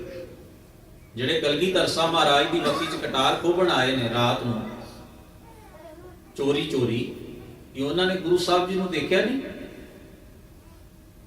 ਬੜੇ ਐਸੇ ਪ੍ਰਮਾਣ ਦਿੱਤੇ ਜਾ ਸਕਦੇ ਹਨ ਇਤਿਹਾਸ ਵਿੱਚ। ਪਰ ਸਵਾਲ ਹੈ, ਉਹਨਾਂ ਨੇ ਗੁਰੂ ਮਹਾਰਾਜ ਦਾ ਮੁਖੜਾ ਤੇ ਤੱਕਿਆ, ਉਹਨਾਂ ਨੂੰ ਗੁਰੂ ਦੀ ਸੋਝੀ ਕੋਈ ਨਹੀਂ। ਉਹਨਾਂ ਨੇ ਫਿਜ਼ੀਕਲੀ ਸਰੀਰਕ ਰੂਪ ਵਿੱਚ ਮਹਾਰਾਜ ਨੂੰ ਤੱਕਿਆ ਹੈ, ਪਰ ਉਹਨਾਂ ਨੂੰ ਗੁਰੂ ਦੀ ਸੋਝੀ ਕੋਈ ਨਹੀਂ। ਨਾ ਗੁਰੂ ਨਾਲ ਧਰੋ ਤੇ ਵੈਰ ਕਮਾਉਣ ਵਾਲਿਆਂ ਨੂੰ ਕੋਈ ਗੁਰੂ ਦੀ ਸੋਝੀ ਹੈ। ਇਸੇ ਕਰਕੇ ਹੀ ਉਹ ਐਸਾ ਕਰ ਰਹੇ ਨੇ। ਉਹਨਾਂ ਨੇ ਇੱਕ ਸਧਾਰਨ ਜਿਹਾ ਸਰੀਰ ਜਾਣ ਲਿਆ ਗੁਰੂ ਨੂੰ, ਵੀ ਇਹ ਵੀ ਜਿਵੇਂ ਦੁਨੀਆ ਦੇ ਬਾਕੀ ਲੋਕ ਨੇ ਉਵੇਂ ਇਹ। ਉਹਨਾਂ ਦੀ ਮਹੱਤਤਾ ਨਹੀਂ ਸਮਝੀ, ਉਹਨਾਂ ਦੀ ਕੀਮਤ ਨਹੀਂ ਸਮਝੀ, ਉਹਨਾਂ ਦੀ ਵਡਿਆਈ ਤੇ ਵੱਡਪਣ ਨੂੰ ਨਹੀਂ ਜਾਣਿਆ। ਇਸ ਕਰਕੇ ਤੇ ਉਹ ਗਲਤ ਰਾਹ ਤੁਰੇ ਰਹੇ। ਜਿਸ ਨੇ ਗੁਰੂ ਦੀ ਵਡਿਆਈ ਵੱਡਪਣ ਨੂੰ ਸਮਝ ਲਿਆ, ਗੁਰੂ ਦੀ ਮਹੱਤਤਾ ਨੂੰ ਜਾਣ ਲਿਆ, ਉਸ ਨੇ ਹਰ ਵੇਲੇ, ਹਰ ਪਲ, ਹਰ ਘੜੀ ਗੁਰੂ ਨੂੰ ਆਪਣੀ ਸੁਰਤ ਵਿੱਚ ਵਸਾਈ ਰੱਖਿਆ। ਜਿਵੇਂ ਭੱਟ ਕਹਿੰਦੇ ਨੇ, ਗੁਰੂ ਗੁਰ, ਗੁਰੂ ਗੁਰ, ਗੁਰੂ ਜਪ ਸਤ ਕਰ। ਜਿਵੇਂ ਉਹ ਕਹਿੰਦੇ ਨੇ ਵੀ ਅਸੀਂ ਗੁਰੂ ਦੇ ਦਰਸ਼ਨ ਕਰਕੇ ਨਾ ਆਪਣੇ ਜੀਵਨ ਨੂੰ ਇੰਨਾ ਧਨ ਕਰ ਲਿਆ, ਜਿਵੇਂ ਉਹਨਾਂ ਨੇ ਚੌਥੇ ਪਾਤਸ਼ਾਹ ਜੀ ਦੇ ਪਰਥਾਏ ਉਚਾਰਨ ਕੀਤੇ, ਸਵਈਆਂ 'ਚ ਕਿਹਾ ਕਿ ਤਬਦੀਲੀ ਗੁਰੂ ਪੈਦਾ ਕਰਦਾ ਜੀਵਨ 'ਚ। ਕੱਚੋਂ ਕੰਚਨ ਭਇਓ, ਸ਼ਬਦ ਗੁਰ ਸ਼ਰਵਣੈ ਸੁਣਿਓ, ਵੇਖਤੇ ਅੰਮ੍ਰਿਤ ਹੋਇਓ, ਨਾਮ ਸਤਿਗੁਰ ਮੁਖ ਭਣਿਓ, ਲੋਹੋਂ ਹੋਇਓ ਲਾਲ ਨਦਰ ਸਤਿਗੁਰ ਜਦ ਧਾਰੈ, ਪਾਹਣ ਮਾਣਕ ਕਰੈ ਗਿਆਨ ਗੁਰ ਕਹਿਓ ਵਿਚਾਰੈ, ਕਾਠੋਂ ਸ਼੍ਰੀਖੰਡ ਸਤਿਗੁਰ ਕੀਓ, ਦੁਖ ਦਰਿਦਰ ਤਿਨਕੇ ਗਏ, ਸਤਿਗੁਰੂ ਚਰਨ ਜਿਨ ਪਰਸਿਆ, ਸੇ ਪਾਸ਼ ਪ੍ਰੇਤ ਸੁਰ ਨਰ। ਉਹਨਾਂ ਦੀ ਬਾਣੀ ਦੇ ਵਿੱਚ ਇਸ ਗੱਲ ਦਾ ਸੰਕੇਤ ਜ਼ਿਕਰ ਹੈ। ਸਤਿਗੁਰੂ ਸੱਚੇ ਪਾਤਸ਼ਾਹ ਜੀ ਦੇ ਅਸਲ ਦਰਸ਼ਨ ਨੇ ਗੁਰੂ ਦੀ ਸੋਝੀ ਤੇ ਗੁਰੂ ਦੀ ਨੇੜਤਾ ਆਤਮਕ ਔਰ ਮਾਨਸਿਕ ਤੌਰ ਤੇ ਗ੍ਰਹਿਣ ਕਰਨੀ, ਪ੍ਰਾਪਤ ਕਰਨੀ। ਗੁਰੂ ਦੇ ਦਰਸ਼ਨ ਇਹ ਤਦੋਂ ਮਨ ਟਿਕਦਾ ਹੈ, ਤਦੋਂ ਮਨ ਨੂੰ ਆਸਰਾ ਮਿਲਦਾ ਹੈ। ਗਿਆਨ ਕਾ ਬੱਧਾ ਮਨ ਰਹਿ, ਗੁਰਬਿਨ ਗਿਆਨ ਨਾ ਹੋਏ। ਇਸ ਵਾਸਤੇ ਆਰੰਭ ਦੀ ਪੰਕਤੀ ਵਿੱਚ ਕਿਹਾ, ਧੰਨ ਧੰਨ ਵਡਿਆਈ ਦੇ ਯੋਗ ਹੋ, ਧਨਤਾ ਦੇ ਪਾਤਰ ਹੋ, ਭਾਗਸ਼ਾਲੀ ਹੋ, ਧੰਨ ਧੰਨ ਰਾਮਦਾਸ ਗੁਰ। ਗੁਰੂ ਰਾਮਦਾਸ ਮਹਾਰਾਜ ਜੀ, ਤੁਸੀਂ ਵਡਿਆਈ ਧਨਤਾ ਦੇ ਪਾਤਰ ਹੋ। ਕਿਉਂ? ਜਿਨ ਸਿਰਿਆ, ਜਿਨ ਦਾ ਅਰਥ ਹੈ ਜਿਸ ਅਕਾਲ ਪੁਰਖ ਨੇ ਤੁਹਾਨੂੰ ਸਿਰਜਿਆ ਹੈ, ਪੈਦਾ ਕੀਤਾ ਹੈ, ਤਿਨੇ ਸਵਾਰਿਆ, ਉਸ ਵਾਹਿਗੁਰੂ ਨੇ ਆਪ ਆਪਣੀ ਖਾਸ ਬਖਸ਼ਿਸ਼ ਕਰਕੇ ਤੁਹਾਨੂੰ ਸਵਾਰ ਦਿੱਤਾ ਹੈ, ਉਜਲਾ ਕਰ ਦਿੱਤਾ ਹੈ ਤੁਹਾਡਾ ਨਾਮਣਾ। ਵੇਖੋ ਕਿੱਡੀ ਪਿਆਰੀ ਗੱਲ ਕਹੀ ਹੈ। ਘਾਲਣਾ ਘਾਲੀ ਹੈ ਗੁਰੂ ਰਾਮਦਾਸ ਮਹਾਰਾਜ ਜੀ ਨੇ ਭਾਈ ਜੇਠਾ ਦੇ ਰੂਪ ਵਿੱਚ, ਪਰ ਕ੍ਰੈਡਿਟ ਉਹਨਾਂ ਦੇ ਸਿਰ ਨਹੀਂ ਹੈ। ਅਕਾਲ ਪੁਰਖ ਨੂੰ ਕਿਹਾ ਜਾਏ ਤੇਰੀ ਰਹਿਮਤ ਹੋਈ, ਤੂੰ ਸਵਾਰਨ ਵਾਲਾ ਹੈ, ਤੂੰ ਬਖਸ਼ਿਸ਼ ਕਰਨ ਵਾਲਾ ਹੈ। ਵੈਸੇ ਬਹੁਤ ਵੱਡੀ ਉਲਝਣ ਹੈ ਕਿਮਾ ਕਰਨਾ। ਜਿਸ ਵੇਲੇ ਕਿਸਾਨ ਆਪਣੀ ਫਸਲ ਬੀਜਦਾ ਹੈ ਨਾ, ਕਿੰਨੀ ਦੌੜ ਭੱਜ, ਕਿਉਂਕਿ ਉਹਦੀ ਕੋਸ਼ਿਸ਼ ਹੁੰਦੀ ਹੈ ਜ਼ਮੀਨ ਦਾ ਵਾਤਰ ਨਾ ਲੰਘ ਜਾਏ, ਸਮਾਂ ਨਾ ਲੰਘ ਜਾਏ, ਸਾਧਨ ਜੁਟਾ ਕੇ ਦਿਨ ਰਾਤ, ਕਈ ਵਾਰ ਰਾਤ ਵੀ ਸੌਂਦਾ ਨਹੀਂ, ਰੋਟੀ ਵੀ ਨਹੀਂ ਖਾਂਦਾ, ਬੜੀ ਮਿਹਨਤ ਨਾਲ ਭੱਜ ਦੌੜ ਕਰਕੇ ਛੇਤੀ ਛੇਤੀ ਮਹਿੰਗਾ ਸਸਤਾ ਬੀਜ ਲਿਆ ਕੇ ਯਤਨਾਂ ਦੇ ਨਾਲ ਫਸਲ ਬੀਜਦਾ। ਜਦੋਂ ਫਸਲ ਪੱਕ ਜਾਂਦੀ ਹੈ, ਅਚਾਨਕ ਮੌਸਮ ਦੀ ਐਸੀ ਗੜਬੜੀ ਹੋ ਜਾਂਦੀ ਹੈ, ਸਾਰੀ ਫਸਲ ਤਬਾਹ ਹੋ ਜਾਂਦੀ ਹੈ। ਮੇਰੇ ਮਨ ਵਿੱਚ ਕਈ ਵਾਰ ਇਸ ਗੱਲ ਨੂੰ ਲੈ ਕੇ ਖਿਆਲ ਉਪਜਦਾ ਕਿ ਉਹਦੀ ਨੀਤ ਮਾੜੀ ਸੀ। ਭਲਾ ਕੋਈ ਆਪਣੀ ਕਿਰਤ ਬਾਰੇ ਮਾੜੀ ਨੀਅਤ ਕਿਵੇਂ ਰੱਖ ਸਕਦਾ? ਕਿ ਉਹਦੀ ਕਿਰਤ ਵਿੱਚ ਕੋਈ ਪਾਪ ਸੀ? ਕਿ ਉਹਨੇ ਕਾਹਲੀ ਕਰਕੇ ਗੁਨਾਹ ਕੀਤਾ? ਉਸਨੇ ਫਸਲ ਬੀਜ ਕੇ ਕੋਈ ਪਾਪ ਕਮਾ ਲਿਆ? ਕੀ ਅਕਾਲ ਪੁਰਖ ਵਾਹਿਗੁਰੂ ਨੂੰ ਉਹਦਾ ਇਹ ਢੰਗ ਤਰੀਕਾ ਪਸੰਦ ਨਹੀਂ ਆਇਆ? ਕੀ ਵਜ੍ਹਾ ਹੋ ਸਕਦੀ ਹੈ? ਜੇ ਅਸੀਂ ਕੇਵਲ ਇਸ ਗੱਲ ਤੇ ਹੀ ਟਿਕੇ ਰਹੀਏ, ਪਰ ਸਤਿਗੁਰੂ ਇਸ ਨੂੰ ਕਹਿੰਦੇ ਹਨ, ਵਾਹਿਗੁਰੂ ਦੀ ਜਿੰਨਾ ਚਿਰ ਬਖਸ਼ਿਸ਼, ਉਹਦੀ ਨਦਰ, ਉਹਦਾ ਕਰਮ ਨਹੀਂ ਹੋਏਗਾ, ਉਹਨਾਂ ਚਿਰ ਤੈਨੂੰ ਜੀਵਨ ਅੰਦਰ ਕੋਈ ਪ੍ਰਾਪਤੀ ਨਹੀਂ ਹੋ ਸਕਦੀ। ਇਹ ਗੱਲ ਸਮਝ ਲੈ, ਇਸ ਗੱਲ ਨੂੰ ਸਮਝ ਲੈ। ਤੂੰ ਉਲਾਂਭਾ ਦੇਵੇਂ, ਤੂੰ ਜੋ ਮਰਜ਼ੀ ਕਰੇ, ਇਹ ਤੇਰੀ ਮਰਜ਼ੀ ਹੈ, ਇਹ ਤੇਰੀ ਰਜ਼ਾ। ਪਰ ਇੱਕ ਗੱਲ ਸਮਝ ਲੈ, ਉਸ ਵਾਹਿਗੁਰੂ ਦੇ ਦਰ ਤੋਂ ਜਿੰਨਾ ਹੁਕਮ ਹੈ, ਜੋ ਉਸ ਵਾਹਿਗੁਰੂ ਨੇ ਦਾਤ ਬਖਸ਼ਿਸ਼ ਕਰਨੀ ਹੈ। ਇਸੇ ਕਰਕੇ ਤੇ ਗੁਰੂ ਨਾਨਕ ਮਹਾਰਾਜ ਇੱਕ ਜਗ੍ਹਾ ਐਸਾ ਵੀ ਕਹਿ ਜਾਂਦੇ ਨੇ, ਕੇਤਿਆਂ ਦੁੱਖ ਭੂਖ ਸਦ ਮਾਰ, ਇਹ ਪੇ ਦਾਤ ਤੇਰੀ ਦਾਤਾ। ਵਾਹਿਗੁਰੂ ਤੂੰ ਤੇ ਆਪਣੇ ਵੱਲੋਂ ਦਾਤ ਹੀ ਦੇ ਰਿਹਾ, ਅਗਲੇ ਨੂੰ ਨਹੀਂ ਲੱਗਦੀ ਤੇ ਵੱਖਰੀ ਗੱਲ ਹੈ। ਮੈਨੂੰ ਨਹੀਂ ਲੱਗਦੀ ਇਹ ਦਾਤ, ਮੈਂ ਰਾਜ਼ੀ ਨਹੀਂ ਹਾਂ, ਮੈਂ ਖੁਸ਼ ਨਹੀਂ ਹਾਂ, ਇਹ ਗੱਲ ਵੱਖਰੀ ਹੈ। ਹਰ ਆਦਮੀ ਦੀ ਵੱਖਰੀ ਵੱਖਰੀ ਥਿੰਕਿੰਗ ਹੋ ਸਕਦੀ ਹੈ, ਪਰ ਤੂੰ ਆਪਣੇ ਵੱਲੋਂ ਜੋ ਵੀ ਦੇ ਰਿਹਾ ਨਾ, ਤੇਰੀ ਦਾਤ ਹੀ ਹੈ, ਤੇਰੀ ਦਾਤ ਹੀ ਹੈ। ਤੇਰੇ ਉੱਤੇ ਕੋਈ ਜ਼ੋਰ ਤਾਂ ਹੈ ਨਹੀਂ। ਇਸ ਵਾਸਤੇ ਜੋ ਵੀ ਤੂੰ ਬਖਸ਼ ਰਿਹਾ, ਦੁੱਖ ਦੇ ਰਿਹਾ, ਸੁੱਖ ਦੇ ਰਿਹਾ, ਜੋ ਤੇਰੀ ਰਜ਼ਾ 'ਚ ਕੁਦਰਤ ਦੇ ਘਟਨਾਕ੍ਰਮ ਵਾਪਰ ਰਹੇ ਨੇ, ਇਹ ਕੁਦਰਤ ਵੱਲੋਂ ਤਾਂ ਦਾਤ ਹੀ ਹੈ ਮਨੁੱਖ ਨੂੰ। ਇਹਨੂੰ ਅਸੈਪਟ ਕਰਦਾ ਹੈ ਦਾਤ ਵਜੋਂ ਜਾਂ ਨਹੀਂ ਕਰਦਾ, ਇਹ ਮਰਜ਼ੀ ਇਹਦੀ। ਪਰ ਜਿੱਥੇ ਗੁਰੂ ਨਾਨਕ ਮਹਾਰਾਜ ਸੱਚੇ ਪਾਤਸ਼ਾਹ ਉਸ ਕਾਦਰ ਵੱਲ ਵੇਖਦੇ ਨੇ, ਆਖਦੇ ਨੇ ਤੂੰ ਤਾਂ ਦਇਆ ਹੀ ਕਰ ਰਿਹਾ ਹੈ, ਕਿਰਪਾ ਹੀ ਕਰ ਰਿਹਾ ਹੈ। ਇਸ ਵਾਸਤੇ ਗੁਰੂ ਰਾਮਦਾਸ ਮਹਾਰਾਜ ਦੀ ਘਾਲਣਾ ਦੇ ਪਿੱਛੇ ਜੋ ਸਮਰੱਥਾ ਹੈ, ਉਹ ਵਾਹਿਗੁਰੂ ਦੀ ਬਖਸ਼ਿਸ਼ ਹੈ, ਉਹਦਾ ਜ਼ਿਕਰ ਕੀਤਾ ਗਿਆ। ਔਰ ਘਾਲਣਾ ਬੜੀ ਅਣਥੱਕ ਘਾਲਣਾ ਹੈ। ਭਾਈ ਜੇਠੇ ਦੇ ਰੂਪ ਵਿੱਚ ਉਹ ਪੈਦਾ ਹੋਏ ਸਨ ਲਾਹੌਰ ਦੀ ਚੂਨੀ ਮੰਡੀ ਦੇ ਵਿੱਚ, ਪਿਤਾ ਹਰਦਾਸ ਜੀ ਦੇ ਗ੍ਰਹਿ ਵਿਖੇ। 7 ਸਾਲ ਦੀ ਉਮਰ ਦੱਸੀਏ। ਲਿਖਾਰੀਆਂ ਨੇ ਜਦੋਂ ਮਾਤਾ ਪਿਤਾ ਦੋਵੇਂ ਹੀ ਸੰਸਾਰ ਤੋਂ ਚਲਾਣਾ ਕਰ ਗਏ, ਮਾਤਾ ਤੇ ਪਿਤਾ ਦਾ ਪਿਆਰ ਬਚਪਨ ਦੇ ਵਿੱਚ ਹੀ ਸਾਥ ਵਿਛੜ ਗਿਆ। ਸ਼ਰੀਕਾ ਭਾਈਚਾਰਾ ਬਹੁਤ ਸੀ, ਪਰ ਇੱਕ ਖਿਆਲ ਜਿਹਾ ਲੋਕਾਂ ਦੇ ਅੰਦਰ ਭਰਮ ਬਣਿਆ ਹੋਇਆ ਸੀ, ਬੇਨ ਮਾਂ ਬਾਪ ਦਾ ਬੱਚਾ ਹੈ, ਇਹਦੀ ਉਮਰ ਬਹੁਤ ਲੰਬੀ ਹੋਵੇ ਰੱਬ ਕਰੇ, ਪਰ ਇਹਨੂੰ ਪਾਲਾਂਗੇ ਕਿਵੇਂ, ਔਖਾ ਹੈ। ਫਿਰ ਐਸੇ ਬੱਚੇ ਨੂੰ ਆਮ ਤੌਰ ਦੇ ਉੱਤੇ ਬੜੀ ਹਕਾਰਤ ਦੀ ਨਜ਼ਰ ਦੇ ਨਾਲ ਸਮਾਜ ਵਹਿਮਾਂ ਭਰਮਾਂ ਕਰਕੇ ਵੇਖਿਆ ਕਰਦਾ ਸੀ। ਅੰਧ ਵਿਸ਼ਵਾਸ ਬੜੀ ਬੁਰੀ ਬਲਾ ਹੈ। ਇਹ ਮਨੁੱਖ ਦੀਆਂ ਅੱਖਾਂ ਹੁੰਦਿਆਂ ਹੋਇਆਂ ਵੀ ਮਨੁੱਖ ਨੂੰ ਅੰਨਿਆਂ ਤੋਂ ਵੱਧ ਦੁੱਖ ਦਿੰਦਾ ਹੈ, ਕਸ਼ਟ ਦਿੰਦਾ ਹੈ। ਭਰਮ ਤੇ ਵਹਿਮ ਮਨ ਵਿੱਚ ਬਹਿ ਜਾਣੇ ਸਭ ਤੋਂ ਵੱਡੀ ਬਿਮਾਰੀ ਹੈ ਮਨੁੱਖ ਦੇ ਜੀਵਨ ਦੀ। ਇਸ ਵਾਸਤੇ ਇਹ ਅਨਾਥ ਬੱਚਾ ਹੈ, ਸਾਡੇ ਬੱਚਿਆਂ ਨਾਲ ਖੇਡੇਗਾ, ਬੜੇ ਭਰਮ ਨੇ, ਬੜੇ ਵਹਿਮ ਨੇ, ਇਹਨੂੰ ਘਰ ਵਿੱਚ ਰੱਖਾਂਗੇ, ਕੈਸੇ ਕੈਸੇ ਖਿਆਲ ਬੰਦੇ ਦੇ ਮਨ ਵਿੱਚ ਆਉਂਦੇ ਨੇ। ਬੰਦਾ ਕਈ ਵਾਰ ਐਵੇਂ ਸੋਚਦਾ ਜਿਵੇਂ ਮੈਂ ਤਾਂ ਸਦੀਵ ਕਾਲ ਬੈਠੇ ਹੀ ਰਹਿਣਾ, ਦੂਜਿਆਂ ਲਈ ਭਰਮ ਕਰਦਾ ਹੈ, ਵਹਿਮ ਕਰਦਾ ਹੈ। ਜਾਨੀ ਕਿ ਰੱਬੀ ਕੁਦਰਤ ਤੋਂ ਅਣਜਾਣ ਹੈ, ਰੱਬੀ ਰਜ਼ਾ ਤੋਂ ਅਣਜਾਣ ਹੈ। ਨਾਨੀ ਜੀ ਬਜ਼ੁਰਗ ਸਨ, ਬਾਸਰਕੇ ਪਿੰਡ ਹੈ, ਉੱਥੇ ਉਹ ਲੈ ਆਏ। ਇਹੀ ਪਿੰਡ ਧੰਨ ਗੁਰੂ ਅਮਰਦਾਸ ਮਹਾਰਾਜ ਜੀ ਦਾ ਹੈ। ਨਾਨਕੇ ਤੋਂ ਹੌਲੀ ਹੌਲੀ ਫਿਰ ਜਿਸ ਵੇਲੇ ਗੋਇੰਦਵਾਲ ਨਗਰ ਵਸਿਆ, ਸਤਿਗੁਰੂ ਧੰਨ ਗੁਰੂ ਅਮਰਦਾਸ ਮਹਾਰਾਜ ਨੇ ਆਪਣੇ ਪਿੰਡ ਤੋਂ ਆਪਣੇ ਪਰਿਵਾਰ, ਹੋਰ ਸਕੇ ਸੋਦਰੇ ਸਾਰੇ ਜਿਹੜੇ ਸਨ, ਗੋਇੰਦਵਾਲ ਸੱਦ ਲੈ। ਉਦੋਂ ਹੀ इस बालक नूं भी ਇਹਦੀ नानी समेत गोइंदवाल लिआंदा गया। इत्थे अपनी किरत करदे इतिहासकारां ने बड़ी भावुक घटना लिखी है। नानी बजुर्ग है ते बच्चे की उम्र छोटी है, दोते दी, हुण घर दा गुजारा भी कुछ करना है। इस वास्ते बच्चे को एक गल समझाई गई, पुत्र जिंदगी में कुछ हीला करना पएगा, कोशिश करनी पएगी, यत्न करना पएगा। मैं बहुत ही दौड़ भज नहीं कर सकती, हाँ इन्ना कर सकती हाँ, तेरे लिए घूमणियां उबाल दिया करांगी, तू वेच वट आया कर, जो भी मिलेगा अपना रोटी पानी का काम चलता जाएगा। घूमणियां का मतलब होंदा है जिवें मकई के दाने उबाल देने, काले छोले उबाल देने, इस तरह की कुछ अनाज जिहड़ा है उसनूं उबाल देना जां भुन देना, उसनूं कहंदे ने घूमणी। आले दुआले पिंडां च होका दे के थोड़ा बहुत, और पैसे नहीं सन उदों मिलते होंदे, बहुत घट, किसी ने दाने थोड़े जे दे देने, किसी ने गुड़ दे देना, किसी ने कोई मिठा जां आटा थोड़ा जिहा पा देना। आम तौर पर कणकां भी घट हुंदियां सन, बाजरा हुंदा सी, भखड़े दी लोग रोटी खाया करते सन। बजुर्ग दसदे ने जिन्हां दी उम्र 80 कुछ साल है पंजाब दे, वो कहंदे ने साडे इलाके दे विच तां बाजरे दी रोटी खाधी जांदी सी। चौल सानू विआह शादी जां कोई मेहमान आउंदा उदों नसीब हुंदे, पानी दी किल्लत सी।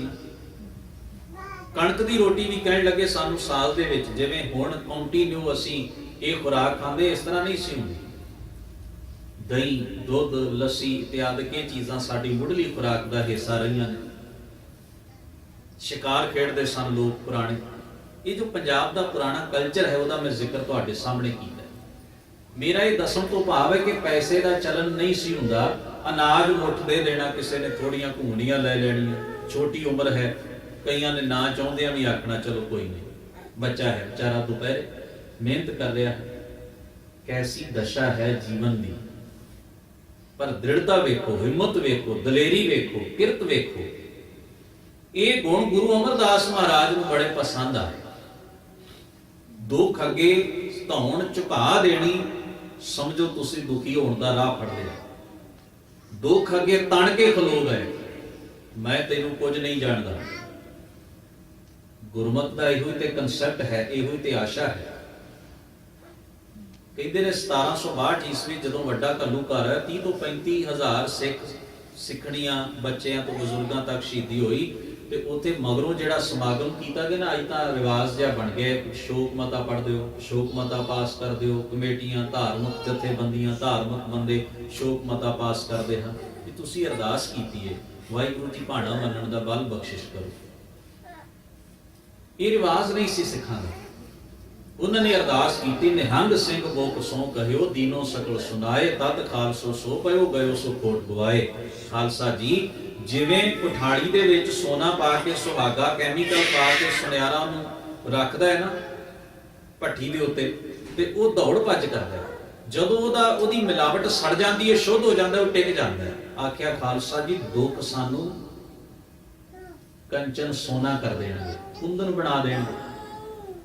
साडे हजूर दी बाणी ने आख्या दुख ते विपदावां दे विचों ही सुख दे राह निकलिया करदे हन। दुख दारू सुख रोग भया जां सुख ताम ना होई। दुख दारू है। जिन्नियां भी संसार के अंदर खोजां ने ना, सब तकलीफ ने पैदा कीतियां। जे बंदे नूं तकलीफ ते लोड़ ना महसूस हुंदी, बंदा वो हाथ ते हाथ धर के बैठा रहेगा, कुछ भी पैदा ना कर सकदा। ਵੱਡੇ ਵੱਡੇ ਪਹਾੜਾਂ ਨਾਲ ਮੱਥਾ ਲਾਇਆ, ਡੂੰਘੇ ਸਮੁੰਦਰਾਂ ਦੀ ਡੂੰਘਾਈ ਨੂੰ ਨਾਪਿਆ, ਜ਼ਮੀਨ ਦੇ ਸੀਨੇ ਪਾੜ ਕੇ ਕਿੰਨਾ ਕੁਝ ਕੱਢ ਲਿਆ, ਅਸਮਾਨਾਂ ਦੀਆਂ ਉਚਾਈਆਂ ਨੂੰ ਨਾਪਣਾ ਸ਼ੁਰੂ ਕੀਤਾ। ਸਭ ਲੋੜ ਤੇ ਸਾਰਾ ਕੁਝ ਵਿਪਦਾ ਨੂੰ ਤੱਕ ਕੇ ਜਿੰਨੇ ਵੀ ਯਤਨ ਹੋਏ ਸੰਸਾਰ ਦੇ ਅੰਦਰ, ਤੇ ਜਿੰਨੇ ਰੋਗ ਪੈਦਾ ਹੋਏ, ਜਿੰਨੀਆਂ ਲਾਨਤਾਂ ਪੈਦਾ ਹੋਈਆਂ, ਜਿੰਨੀ ਖਿੱਚੋਤਾਣ ਪੈਦਾ ਹੋਈ, ਸਭ ਸੁੱਖ ਸਹੂਲਤਾਂ ਦੇ ਨਾਲ ਜੁੜ ਕੇ ਤੇ ਉਹਨਾਂ ਸੁੱਖ ਸਹੂਲਤਾਂ ਦਾ ਭਾਵ ਨਾ ਸਮਝ ਕੇ ਉਹਨਾਂ ਦੇ ਰਸ ਤੇ ਭੋਗ ਮਾਨਣ ਕਰਕੇ ਸਾਰਾ ਕੁਝ ਪੈਦਾ ਹੋਇਆ। ਭਰਾ ਨੂੰ ਭਰਾ ਮਾਰ ਰਿਹਾ ਸਹੂਲਤ ਦੇ ਬਦਲੇ, ਪਿਤਾ ਦੀ ਇੱਜ਼ਤ ਬੱਚੇ ਨਹੀਂ ਕਰ ਰਹੇ, ਪਿਤਾ ਬੱਚਿਆਂ ਨੂੰ ਕੁਝ ਨਹੀਂ ਸਮਝ ਰਿਹਾ, ਬੰਦੇ ਦੀ ਵੈਲਿਊ ਕੋਈ ਨਾ ਰਹਿ ਗਈ, ਪਦਾਰਥਾਂ ਦੇ ਭੋਗ ਦੇ ਪਿੱਛੇ ਬੰਦਾ ਐਨ ਪਾਗਲ ਹੋਇਆ ਪਿਆ। ਮਾਇਆ ਧਾਰੀ ਆ ਤੰਨਾ ਬੋੜਾ, ਸ਼ਬਦ ਨਾ ਸੁਣੀ ਬਹੁ ਰੋੜ ਕਚੋੜਾ। ਇਹ ਸੁੱਖ ਰੋਗ ਦੀਆਂ ਨਿਸ਼ਾਨੀਆਂ ਹਨ। मैं शेरे पंजाब के इतिहास का जिस वेले वो वर्का पढ़दा तो बड़ी हैरानी होंदी है किन्नियां घालना चो राज प्राप्त किया सोच सी दौलतां दे अंबार सन सिखां सरदारां दे घर विच पर बीमारी भी नाल है रोग भी नाल है 10 सालां च जिस नूं सदियां लग रही ने राज बनाउण नूं 10 सालां च ढह ढेरी हो जाता है यूनीयन जैक का झंडा लाहौर के किले के उत्ते चुल जाता है अपने इतिहास के खूनी वर्कियां नूं जानण वाले सिख धाहां मार के रोंदे ने चेलियां वाली गुजरात की लड़ाई की घटना है जिस वेले घिर गए 4 चफेरे तो उस वेले अंग्रेज ऑफिसर ने अनाउंसमेंट की अपनी तलवारां जमीन ते रख दो एक बुजुर्ग ने अपनी तलवार जमीन ते रखी ते नाल धाह भी मारी उच्ची सारी रोंदिया होया उसने आख्या अज रणजीत सिंह मर गया उसनूं तो मरे नूं किन्ने साल हो गए सन पर उहदे लई रणजीत सिंह उस वेले मरिया जदों उहदी तलवार जमीन दे उत्ते रखवा लई गई सरेंडर कर लिया गया आत्म समर्पण कर लई कह दिता गया उहदा कहण दा भाव इह सी भी बस हुण गुलामी दा दौर शुरू है ते गुलामी दा दौर लैके आया क्षमा करना सुख दा रोग सुख दा रोग गुरु ने एक गल समझाई सी राजे चुली न्याम की असूल ने ना जिन्ना चिर पालोगे ततियां हवावां च भी अडोल रहोगे नहीं पालोगे तो उन्हां वर्गा ही हशर होएगा जिन्हां नूं गुरु महाराज ने कह के गल सुनाई सी कि रात पीने राजे सिरे उपर रखी एवें जापे पाओ लालच छोड़ो अंदिओ लालच दुख भारी लालच बंदे नूं अन्निया करदा है ते लालच विच अन्निया होया ने भरावां नूं कतल कीता बाणी ने जो कंसैप्ट दिता है ना उसनूं तुसीं टुका के देखो लालच विच अन्ना होया ही बंदा अपने रिश्ते नूं अपने परिवार दे निग नूं अपने फर्जां नूं छिके टंग रहा लालच ये होर की कारण हो सकता है पिछे गुरु ग्रंथ साहिब महाराज ने आख्या इसे तरह दुख दारू सुख रोग पाया जा सुख काम न होई तू करता करना मैं नाही जा हूं करी ना होई इस वास्ते जानना पएगा बलिहारी कुदरत वसिया तू कुदरत विच वसिया हर चीज दा एक्शन दा रिएक्शन भी नाल पैदा करदा सब कुछ कुदरत विच चल रहा है इस वास्ते धन गुरु रामदास महाराज दा मुंडला जीवन बड़ा संघर्षमयी जीवन है बहुत संघर्ष और बड़ी प्यारी साखी आउंदी है इतिहास विच भी जिस वेले ये अपनी किरतकार भी करते गुरु दरबार च हाजरी ते सेवा भी कमाउंदे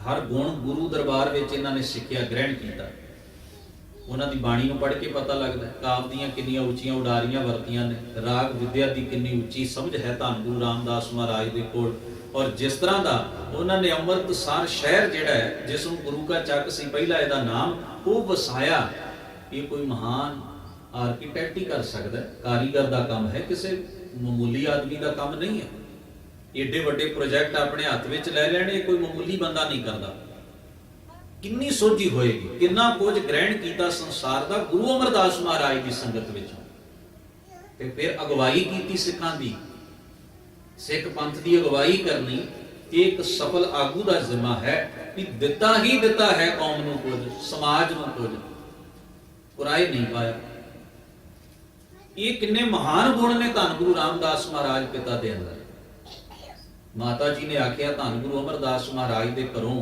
बच्ची जवान है इस वास्ते वर लभना चाहिए है ते बाबा अमरदास जी अपनी पत्नी नूं आखदे हन तुसी दसो किहो जिहा वर होना चाहिए है माता जी आखदे ने हजूर तुसी सियाणे हो तुहानूं दस्सण दी की लोड़ है नहीं एक औरत बेहतर जानती है कि सुचज्जा वर किहो जिहा होना चाहिए है तुसी उस दे माता हो धी दे तुहानूं पता होना चाहिए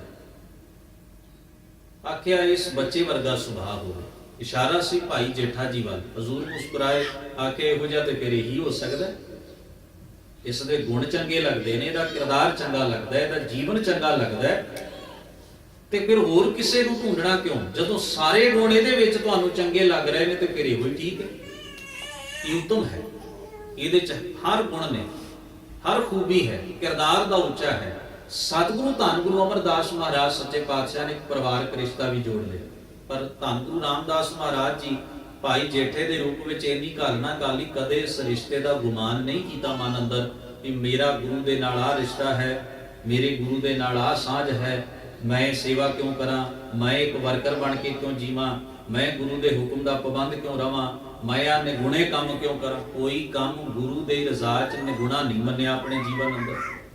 ਇਹ ਖੂਬੀ ਸੀ ਉਹਨਾਂ ਦੇ ਜੀਵਨ ਅੰਦਰ। ਇਹਨੂੰ ਅਸੀਂ ਕਹਿੰਦੇ ਹਾਂ ਵੀ ਕਿਸੇ ਮਕਸਦ ਨੂੰ ਸਮਰਪਿਤ ਹੋ ਕੇ ਜੀ ਲੈਣਾ। ਇਹ ਕੰਮ ਕੋਈ ਵੱਡਾ ਛੋਟਾ ਨਹੀਂ ਹੁੰਦਾ, ਬੰਦੇ ਦੀ ਅੰਤਰ ਦ੍ਰਿਸ਼ਟੀ ਹੁੰਦੀ ਹੈ ਵੀ ਇਹ ਕੰਮ ਨੀਵਾਂ ਹੈ, ਇਹ ਕੰਮ ਉੱਚਾ ਹੈ। ਸਾਖੀਆਂ 'ਚ ਜ਼ਿਕਰ ਆਉਂਦਾ ਗੁਰੂ ਨਾਨਕ ਸਾਹਿਬ ਨੇ ਭਾਈ ਲਹਿਣੇ ਕੋਲੋਂ ਡਿੱਗੀ ਹੋਈ ਕੰਧ ਵੀ ਬਣਵਾਈ, ਗੰਦਗੀ 'ਚ ਡਿੱਗਿਆ ਹੋਇਆ ਕਟੋਰਾ ਵੀ ਉਹਨਾਂ ਨੂੰ ਕਿਹਾ ਤੁਸੀਂ ਲਿਆਓ, ਬਾਕੀ ਵੀ ਸੇਵਾਦਾਰ ਨਹੀਂ ਤੁਸੀਂ ਲੈ ਕੇ ਆਓ। ਕਿਉਂ? ਆਪ ਖੇਤਾਂ 'ਚੋਂ ਨਦੀਨ ਕੱਢ ਰਹੇ ਸਨ, ਭਰੀ ਹੋਈ ਪੰਡ ਜਿਹਦੇ ਦੇ ਵਿੱਚੋਂ ਚਿੱਕੜ ਚੋਰਿਆ ਉਹਦੇ ਸਿਰ ਤੇ ਰੱਖ ਦਿੱਤੀ, ਲੈਣਿਆ ਜਾ ਉੱਥੇ ਸੁੱਟਿਆ। ਮਾਤਾ ਜੀ ਨੇ ਆਖਿਆ, ਮਾਤਾ ਸੁਲੱਖਣੀ ਜੀ ਨੇ ਤਾਂ ਘਰੋਂ ਆਏ ਨੇ, ਸਾਫ਼ ਸੁਥਰੇ ਕੱਪੜੇ ਸਨ, ਤੁਸੀਂ ਇਹਨਾਂ ਨੂੰ ਇਹ ਨਦੀਨਾਂ ਦੀ ਪੰਡ ਕਾਹਨੂੰ ਚੁਕਾਉਣੀ ਸੀ? ਹਜ਼ੂਰ ਮੁਸਕਰਾਏ, ਆਖਿਆ ਨਹੀਂ ਇਹ ਚਿੱਕੜ ਨਹੀਂ, ਇਹ ਕਿਰਤੀਆਂ ਦਾ ਕੇਸਰ ਹੈ, ਕਿਰਤੀਆਂ ਦਾ ਕੇਸਰ ਹੈ। ਜਿਹੜਾ ਮਨੁੱਖ ਕਿਰਤ ਦੇ ਨਾਲ ਨਹੀਂ ਜੁੜਿਆ ਉਸ ਨੂੰ ਕੀ ਪਤਾ ਸੰਸਾਰ ਦੇ ਅੰਦਰ ਸਾਰੀ ਕ੍ਰੀਏਸ਼ਨ ਕਿਵੇਂ ਹੁੰਦੀ ਹੈ। ਸਾਡਾ ਰੱਬ ਕਿਰਤੀ ਹੈ ਤੇ ਸਿੱਖ ਕਿਰਤੀ ਕਿਉਂ ਨਾ ਹੋਵੇ? ਸਿੱਖ ਕਿਰਤ ਨੂੰ ਉੱਚਾ ਤੇ ਨੀਵਾਂ ਕਿਉਂ ਸਮਝੇ? ਗੁਰੂ ਮਹਾਰਾਜ ਦੱਸਣਾ ਚਾਹੁੰਦੇ ਸਨ, ਸਾਰੀ ਉਮਰ ਵਪਾਰ ਕੀਤਾ ਸੀ ਭਾਈ ਲਹਿਣੇ ਨੇ, ਤੇ ਸਾਰੀ ਉਮਰ ਇੱਕ ਚੰਗਾ ਠਾਠ ਬਾਠ ਵਾਲਾ ਜੀਵਨ ਬਤੀਤ ਕੀਤਾ ਸੀ। ਹਜ਼ੂਰ ਰਿਅਲਾਈਜ਼ ਕਰਾਉਣਾ ਚਾਹੁੰਦੇ ਸਨ, ਕਿਰਤੀਆਂ ਦੇ ਜੀਵਨ ਵੱਲ ਝਾਤ ਮਾਰ ਕੇ ਵੇਖੋ, ਕੋਈ ਗਰੀਬ ਕੋਈ ਕਿਰਤੀ ਕਿਵੇਂ ਜੀ ਰਿਹਾ ਹੈ, ਕਿਵੇਂ ਮਿੱਟੀ ਨਾਲ ਮਿੱਟੀ ਹੋ ਰਿਹਾ ਹੈ। ਮਹਿਸੂਸ ਕਰਕੇ ਵੇਖੋ, ਜਿਨ੍ਹਾਂ ਲੋਕਾਂ ਦੀ ਸਮਾਜ ਵਿੱਚ ਵਰਣ ਵੰਡ ਪੈਦਾ ਕਰਕੇ ਕੇਵਲ ਇੱਕ ਵਰਗ ਨੂੰ ਇਹ ਕਹਿ ਦਿੱਤਾ ਗਿਆ ਵੀ ਤੁਸੀਂ ਬਾਕੀ ਸਮਾਜ ਦੀ ਗੰਦਗੀ ਹੀ ਢੋਣੀ ਹੈ ਕਿਉਂਕਿ ਤੁਸੀਂ ਜਨਮ ਸਿੱਧ ਨੀਵੇਂ ਹੋ, ਜ਼ਰਾ ਉਹਨਾਂ ਵਰਗੇ ਕਰਮ ਤੇ ਕਰਕੇ ਵੇਖੋ। ਪ੍ਰੋਫੈਸਰ ਸਾਹਿਬ ਸਿੰਘ ਜੀ ਦੇ ਪਰਥਾਏ ਕਿਹਾ ਜਾਂਦਾ, ਜਿਸ ਵੇਲੇ ਉਹ ਸ਼ਹੀਦ ਸਿੱਖ ਮਿਸ਼ਨਰੀ ਕਾਲਜ ਦੇ ਅੰਮ੍ਰਿਤਸਰ ਦੇ ਪ੍ਰਿੰਸੀਪਲ ਸਨ, ਤਾਂ ਉਹ ਕਹਿੰਦੇ ਸਨ ਆਪਣੇ ਵਿਦਿਆਰਥੀਆਂ ਨੂੰ, ਉਹਨਾਂ ਦੇ ਵਿਦਿਆਰਥੀਆਂ ਨੇ ਗੱਲ ਸਾਡੇ ਨਾਲ ਸਾਂਝੀ ਕੀਤੀ, ਬਜ਼ੁਰਗ ਨੇ, ਕਹਿਣ ਲੱਗੇ ਉਹ ਕਿਆ ਕਰਦੇ ਸਨ, ਆ ਜਿਹੜੇ ਜਮਾਦਾਰ ਕੰਮ ਕਰਨ ਆਉਂਦੇ ਨੇ ਨਾ, ਗੰਦਗੀ ਨਾਲੀਆਂ ਦੇ ਵਿੱਚ ਸਾਫ਼ ਕਰਦੇ ਨੇ, ਤੁਸੀਂ ਵੀ ਕਰੋ। ਗੁਰੂ ਨਾਨਕ ਦਾ ਮਤ ਇਹ ਨਹੀਂ ਕਹਿੰਦਾ ਵੀ ਇਹ ਕਿਰਤ ਕਿਸੇ ਹੋਰ ਦੀ ਹੈ ਤੇ ਤੁਸੀਂ ਕੋਈ ਖਾਸ ਕੁਲੀਨ ਵਰਗ ਦੇ ਲੋਕ ਹੋ, ਉੱਚੇ ਵਰਗ ਦੇ, ਤੁਸੀਂ ਵੀ ਇਹ ਕੰਮ ਕਰੋ। ਆਪ ਵੀ ਕਰਦੇ ਆਪਣੇ ਹੱਥੀਂ, ਆਪਣੇ ਵਿਦਿਆਰਥੀਆਂ ਕੋਲੋਂ ਵੀ ਕਰਵਾਉਂਦੇ। ਗੁਰੂ ਨਾਨਕ ਸਾਹਿਬ ਮਹਾਰਾਜ ਨੇ ਕਿਸੇ ਕਿਰਤ ਨੂੰ ਉੱਚਾ ਨੀਵਾਂ ਨਹੀਂ ਮੰਨਿਆ, ਹਰ ਚੰਗੀ ਧਰਮ ਦੀ ਕਿਰਤ ਨੂੰ ਸ਼ੁਭ ਮੰਨਿਆ। ਧਰਮ ਦੀ ਕਿਰਤ ਇਹ ਅਹਿਸਾਸ ਕਰਾਉਣ ਵਾਸਤੇ, ਜੀਵਨ ਹੰਡਾਉਣ ਵਾਸਤੇ ਉਹੀ ਅਨੁਭਵ ਉਹਨਾਂ ਨੂੰ ਦਿੱਤਾ। ਇਸ ਕਰਕੇ ਸਾਰੇ ਕਰਮ ਉਹਨਾਂ ਕੋਲੋਂ ਕਰਵਾਏ। ਸਾਖੀਆਂ ਕਹਿੰਦੀਆਂ ਨੇ, ਧੰਨ ਗੁਰੂ ਨਾਨਕ ਮਹਾਰਾਜ ਸੱਚੇ ਪਾਤਸ਼ਾਹ ਨੇ ਭਾਈ ਲਹਿਣੇ ਕੋਲ, ਧੰਨ ਗੁਰੂ ਅੰਗਦ ਸਾਹਿਬ ਮਹਾਰਾਜ ਸੱਚੇ ਪਾਤਸ਼ਾਹ ਨੇ ਬਾਬਾ ਅਮਰਦਾਸ ਜੀ ਕੋਲ। ਤੁਸੀਂ ਅਗਵਾਈ ਕਰਨੀ ਹੈ ਆਖਰ ਸਮਾਜ ਦੀ, ਤੁਹਾਨੂੰ ਅਹਿਸਾਸ ਹੋਣਾ ਚਾਹੀਦਾ ਹੈ ਇੱਕ ਕਿਰਤੀ ਦੇ ਘਰ ਦੇ ਵਿੱਚ ਰੋਟੀ ਕਿਵੇਂ ਪੱਕਦੀ ਹੈ। ਤੁਹਾਨੂੰ ਅਹਿਸਾਸ ਹੋਣਾ ਚਾਹੀਦਾ ਹੈ ਤੁਸੀਂ ਕਿੰਨਾ ਲੋਕਾਂ ਦੀ ਅਗਵਾਈ ਕਰ ਰਹੇ ਹੋ। ਤੁਹਾਨੂੰ ਅਹਿਸਾਸ ਹੋਣਾ ਚਾਹੀਦਾ ਹੈ ਦੁੱਖ ਤੇ ਭੁੱਖ ਕੀ ਹੁੰਦੇ ਹਨ। ਇਹ ਜੀਵਨ ਦਾ ਘਟਨਾ ਚੱਕਰ ਸਮਾਜ ਦਾ ਕਿਵੇਂ ਚੱਲ ਰਿਹਾ ਹੈ। ਇਹ ਵਰਗ ਵੰਡ ਦੀ ਇਹ ਦੁਖਦਾਈ ਜਿਹੜੀ ਅਵਸਥਾ ਹੈ, ਇਸ ਨੂੰ ਕਿਵੇਂ ਖਤਮ ਕੀਤਾ ਜਾਣਾ। ਜੇ ਤੁਸੀਂ ਮਹਿਸੂਸ ਨਹੀਂ ਕਰੋਗੇ, ਕਿਵੇਂ ਉਹਦੇ ਸੁਧਾਰ ਲਈ ਯਤਨ ਕਰੋਗੇ। ਸਾਰੀਆਂ ਗੱਲਾਂ ਗੁਰੂ ਮਹਾਰਾਜ ਨੇ ਸਿਖਾਈਆਂ, ਹੰਡਾਈਆਂ, ਅਨੁਭਵ ਕੀਤੀਆਂ ਤੇ ਫਿਰ ਅਗਵਾਈ ਕੀਤੀ, ਤਾਂ ਹੀ ਸੁਚੱਜੀ ਅਗਵਾਈ ਹੋ ਸਕਦੀ ਸੀ। ਜਿਹੜਾ ਇਸ ਸਾਰੇ ਘਟਨਾ ਚੱਕਰ ਦਾ ਹਿੱਸਾ ਬਣ ਕੇ ਆਏਗਾ, ਬਣੇ ਬਣਾਏ ਆਗੂ ਕਦੇ ਵੀ ਕਿਸੇ ਸਮਾਜ ਦਾ ਕੁਝ ਨਹੀਂ ਸਵਾਰ ਸਕਦੇ। ਇੱਕ ਗੱਲ ਨੂੰ ਮਹਿਸੂਸ ਕਰ ਲੈਣਾ, ਜਿਹੜੇ ਬਣੇ ਬਣਾਏ ਆਰਟੀਫੀਸ਼ੀਅਲ ਆਗੂ ਆ ਜਾਂਦੇ ਨਾ, ਕੁਝ ਨਹੀਂ ਕਰ ਸਕਦੇ। ਜਿਨ੍ਹਾਂ ਨੇ ਨਾ ਵਰਕਰੀ ਕੀਤੀ ਹੈ, ਜਿਨ੍ਹਾਂ ਨੇ ਨਾ ਸਮਾਜ ਦਾ ਦੁੱਖ ਵੇਖਿਆ, ਜਿਨ੍ਹਾਂ ਨੇ ਨਾ ਲੋਕਾਂ ਨੂੰ ਬਾਬਾ ਬੰਦਾ ਸਿੰਘ ਬਹਾਦਰ ਦੇ ਜੀਵਨ ਦੀ ਘਟਨਾ ਹੁੰਦੀ ਹੈ। ਇੱਕ ਪਿੰਡ ਦੇ ਗਰੀਬੜੇ ਜੇ ਬੰਦੇ ਨੇ ਆ ਕੇ ਬੇਨਤੀ ਕੀਤੀ, ਜੀ ਮੇਰੇ ਪਿੰਡ ਦੇ ਜਿਹੜੇ ਚੌਧਰੀ ਨੇ ਨਾ ਬੜਾ ਜ਼ੁਲਮ ਕਰਦੇ ਨੇ, ਧੱਕਾ ਕਰਦੇ ਨੇ। ਪੁੱਛਿਆ ਕਿਉਂ? ਕਹਿਣ ਲੱਗੇ ਜੀ ਅਸੀਂ ਗਰੀਬ ਹਾਂ, ਸਾਨੂੰ ਪਛੜੀ ਜਾਤ ਦੇ ਕਿਹਾ ਜਾਂਦਾ ਹੈ, ਇਸ ਵਾਸਤੇ ਸਾਡੇ ਉੱਤੇ ਜਿਹੜਾ ਮਰਜ਼ੀ ਧੱਕਾ ਕਰ ਸਕਦਾ। ਕੋਈ ਇੱਜ਼ਤ ਨਹੀਂ, ਕੋਈ ਧਰਮ ਨਹੀਂ, ਕੋਈ ਮਾਨ ਨਹੀਂ, ਕੋਈ ਸਾਡੀ ਕਿਰਤ ਨਹੀਂ। ਹਰ ਇੱਕ ਚੀਜ਼ ਦੂਜਿਆਂ ਦੇ ਅਧਿਕਾਰ ਵਿੱਚ ਹੈ। ਅਸੀਂ ਤਾਂ ਭੀਖ ਮੰਗ ਕੇ ਜੀ ਰਹੇ ਆ ਇੱਕ ਕਿਸਮ ਦੇ। ਸਤਿਕਾਰ ਮਿਲ ਜਾਏ ਤਾਂ ਮਿਲ ਜਾਏ, ਨਾ ਮਿਲੇ ਤੇ ਤਰਸਦੇ ਰਹੀਦਾ। ਬਾਬਾ ਜੀ ਨੇ ਆਪਣੀ ਕਲਮ ਦੁਆਰ 'ਚ ਚੁੱਕੀ ਤੇ ਪਰਵਾਨਾ ਲਿਖ ਦਿੱਤਾ। ਪਰਵਾਨੇ ਚਿੱਠੀ ਨੂੰ ਉਹਦੇ ਹੱਥ ਫੜਾਉਂਦੇ ਆ ਕਿ ਆਪਣੇ ਪਿੰਡ ਦੇ ਚੌਧਰੀ ਨੂੰ ਜਾ ਕੇ ਫੜਾ ਦੇਈ, ਨਾਲ ਸੇਵਾਦਾਰ ਭੇਜ ਦਿੱਤੇ। ਚਿੱਠੀ 'ਚ ਕੀ ਲਿਖਿਆ ਹੋਇਆ ਸੀ? ਅੱਜ ਤੋਂ ਇਹ ਬੰਦਾ ਤੁਹਾਡੇ ਪਿੰਡ ਦਾ ਚੌਧਰੀ ਹੋਏਗਾ। ਸੇਵਾਦਾਰਾਂ ਨੇ ਪੁੱਛਿਆ ਕੋਲ ਖੜੇ ਹੋਏ, ਬਾਬਾ ਜੀ ਇਹ ਬੰਦਾ ਕੀ ਕਰੇਗਾ? ਤੁਸੀਂ ਇਸ ਨੂੰ ਚੌਧਰੀ ਬਣਾ ਦਿੱਤਾ ਪਿੰਡ ਦਾ, ਇਹ ਕੀ ਸਵਾਰੇਗਾ? ਕਹਿਣ ਲੱਗੇ ਬਹੁਤ ਕੁਝ ਸਵਾਰੇਗਾ। ਇਸ ਨੇ ਭੁੱਖ ਵੇਖੀ ਹੈ, ਇਸ ਕਰਕੇ ਛੇਤੀ ਕੀਤਿਆਂ ਦੂਸਰੇ ਦਾ ਖੋਣ ਦੀ ਹਿੰਮਤ ਨਹੀਂ ਕਰੇਗਾ। ਇਸ ਨੇ ਅਪਮਾਨ ਸਹਿਣ ਕੀਤਾ, ਇਸ ਕਰਕੇ ਕਿਸੇ ਦਾ ਅਪਮਾਨ ਕਰਨ ਤੋਂ ਪਹਿਲਾਂ 100 ਵਾਰ ਸੋਚੇਗਾ।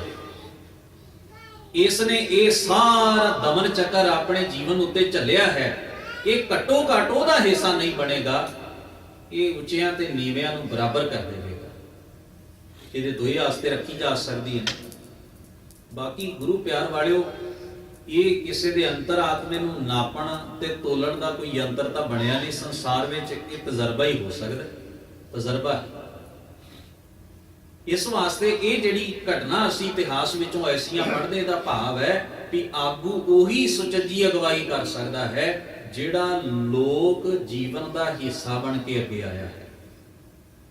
ਰਾਜੇ ਜ਼ੁਲਮ ਕਿਉਂ ਕਰਦੇ ਸਨ? ਕਿਉਂਕਿ ਬਣੇ ਤਣੇ ਰਾਜੇ ਦੇ ਘਰ ਪੈਦਾ ਹੋਇਆ, ਇਸ ਕਰਕੇ ਮੈਂ ਰਾਜਾ ਹਾਂ। ਲੋਕਾਂ ਦੇ ਦੁੱਖ ਦਾ ਪਤਾ ਨਹੀਂ, ਮੁਸੀਬਤ ਦਾ ਪਤਾ ਨਹੀਂ, ਕਸ਼ਟ ਦਾ ਪਤਾ ਨਹੀਂ, ਲੋਕਾਂ ਦੀ ਭੁੱਖ ਦਾ ਪਤਾ ਨਹੀਂ, ਲੋਕਾਂ ਦੀ ਮੁਸੀਬਤ ਦਾ ਪਤਾ ਨਹੀਂ, ਕੁਝ ਵੀ ਗਿਆਨ ਨਹੀਂ ਹੈ। ਉਹਨੂੰ ਤਾਂ ਲੱਗਦਾ ਮੈਂ ਸੁਖੀ ਹਾਂ ਤੇ ਸਾਰੇ ਸੁਖੀ ਹੋਣਗੇ, ਉਹਨੂੰ ਲੱਗਦਾ ਮੈਂ ਆਨੰਦ ਵਿੱਚ ਆ, ਸਾਰੇ ਆਨੰਦ ਵਿੱਚ ਹੋਣਗੇ, ਮੈਂ ਰੱਜ ਕੇ ਖਾਂਦਾ ਸ਼ਾਇਦ ਸਾਰੇ ਖਾਂਦੇ ਹੋਣਗੇ। ਉਸ ਨੂੰ ਗਿਆਨ ਹੀ ਨਹੀਂ ਵੀ ਜਿਸ ਵੇਲੇ ਮੇਰੇ ਮਹਿਲਾਂ ਦੇ ਵਿੱਚ ਮੇਰੇ ਸਾਹਮਣੇ 36 ਪ੍ਰਕਾਰ ਦੇ ਪਕਵਾਨ ਪਏ ਹੁੰਦੇ ਨੇ ਤੇ ਉਹਨਾਂ ਦੇ ਵਿੱਚੋਂ ਵੀ ਮੈਂ ਇੱਕ ਇੱਕ ਬੁਰਕੀ ਲਾ ਕੇ ਬਾਕੀ ਝੂਠਾ ਸਾਰਾ ਕੁੱਤਿਆਂ ਨੂੰ ਸੁੱਟ ਦੇਣਾ, ਉਸ ਵੇਲੇ ਕੋਈ ਝੌਂਪੜੀ ਦੇ ਵਿੱਚ ਬੈਠਾ ਹੋਇਆ ਕਿਰਤੀ ਅੱਧੀ ਅੱਧੀ ਰੋਟੀ ਨੂੰ ਤਰਸ ਰਿਹਾ ਹੁੰਦਾ ਹੈ। ਉਸ ਨੂੰ ਕਿੱਥੇ ਅਹਿਸਾਸ ਹੈ ਜੀ ਇਸ ਗੱਲ ਦਾ? ਇਸ ਵਾਸਤੇ ਗੁਰੂ ਮਹਾਰਾਜ ਨੇ ਜਿੰਨੇ ਵੀ ਵੇਖੋ ਉਹਨਾਂ ਦੀ ਜ਼ਿੰਮੇਵਾਰੀ ਗੁਰਤਾ ਗੱਦੀ ਦੀ ਜਿੰਨੇ ਵੀ ਸੰਭਾਲੀ ਹੈ ਨਾ, ਬਹੁਤ ਲੰਬੀ ਘਾਲਣਾ ਚੋਂ ਨਿਕਲ ਕੇ ਆਏ। ਤੇ ਜਿਹੜੇ ਵੀ ਸਿੱਖ ਨੂੰ ਕੋਈ ਜ਼ਿੰਮੇਵਾਰੀ ਮਹਾਰਾਜ ਨੇ ਦਿੱਤੀ, ਬਹੁਤ ਵੱਡੀ ਘਾਲਣਾ ਤੋਂ ਬਾਅਦ ਦਿੱਤੀ, ਬੜੇ ਸਟਰਗਲ ਤੋਂ ਬਾਅਦ। ਪਰ ਖਿਮਾ ਕਰਨਾ, ਅਸੀਂ ਤੇ ਪੰਥ ਦੀਆਂ ਪਦਵੀਆਂ ਦੀ ਸੇਲ ਲਾਈ ਹੋਈ ਹੈ ਬੜੇ ਸਸਤੇ ਭਾਅ ਦੇ ਉੱਤੇ।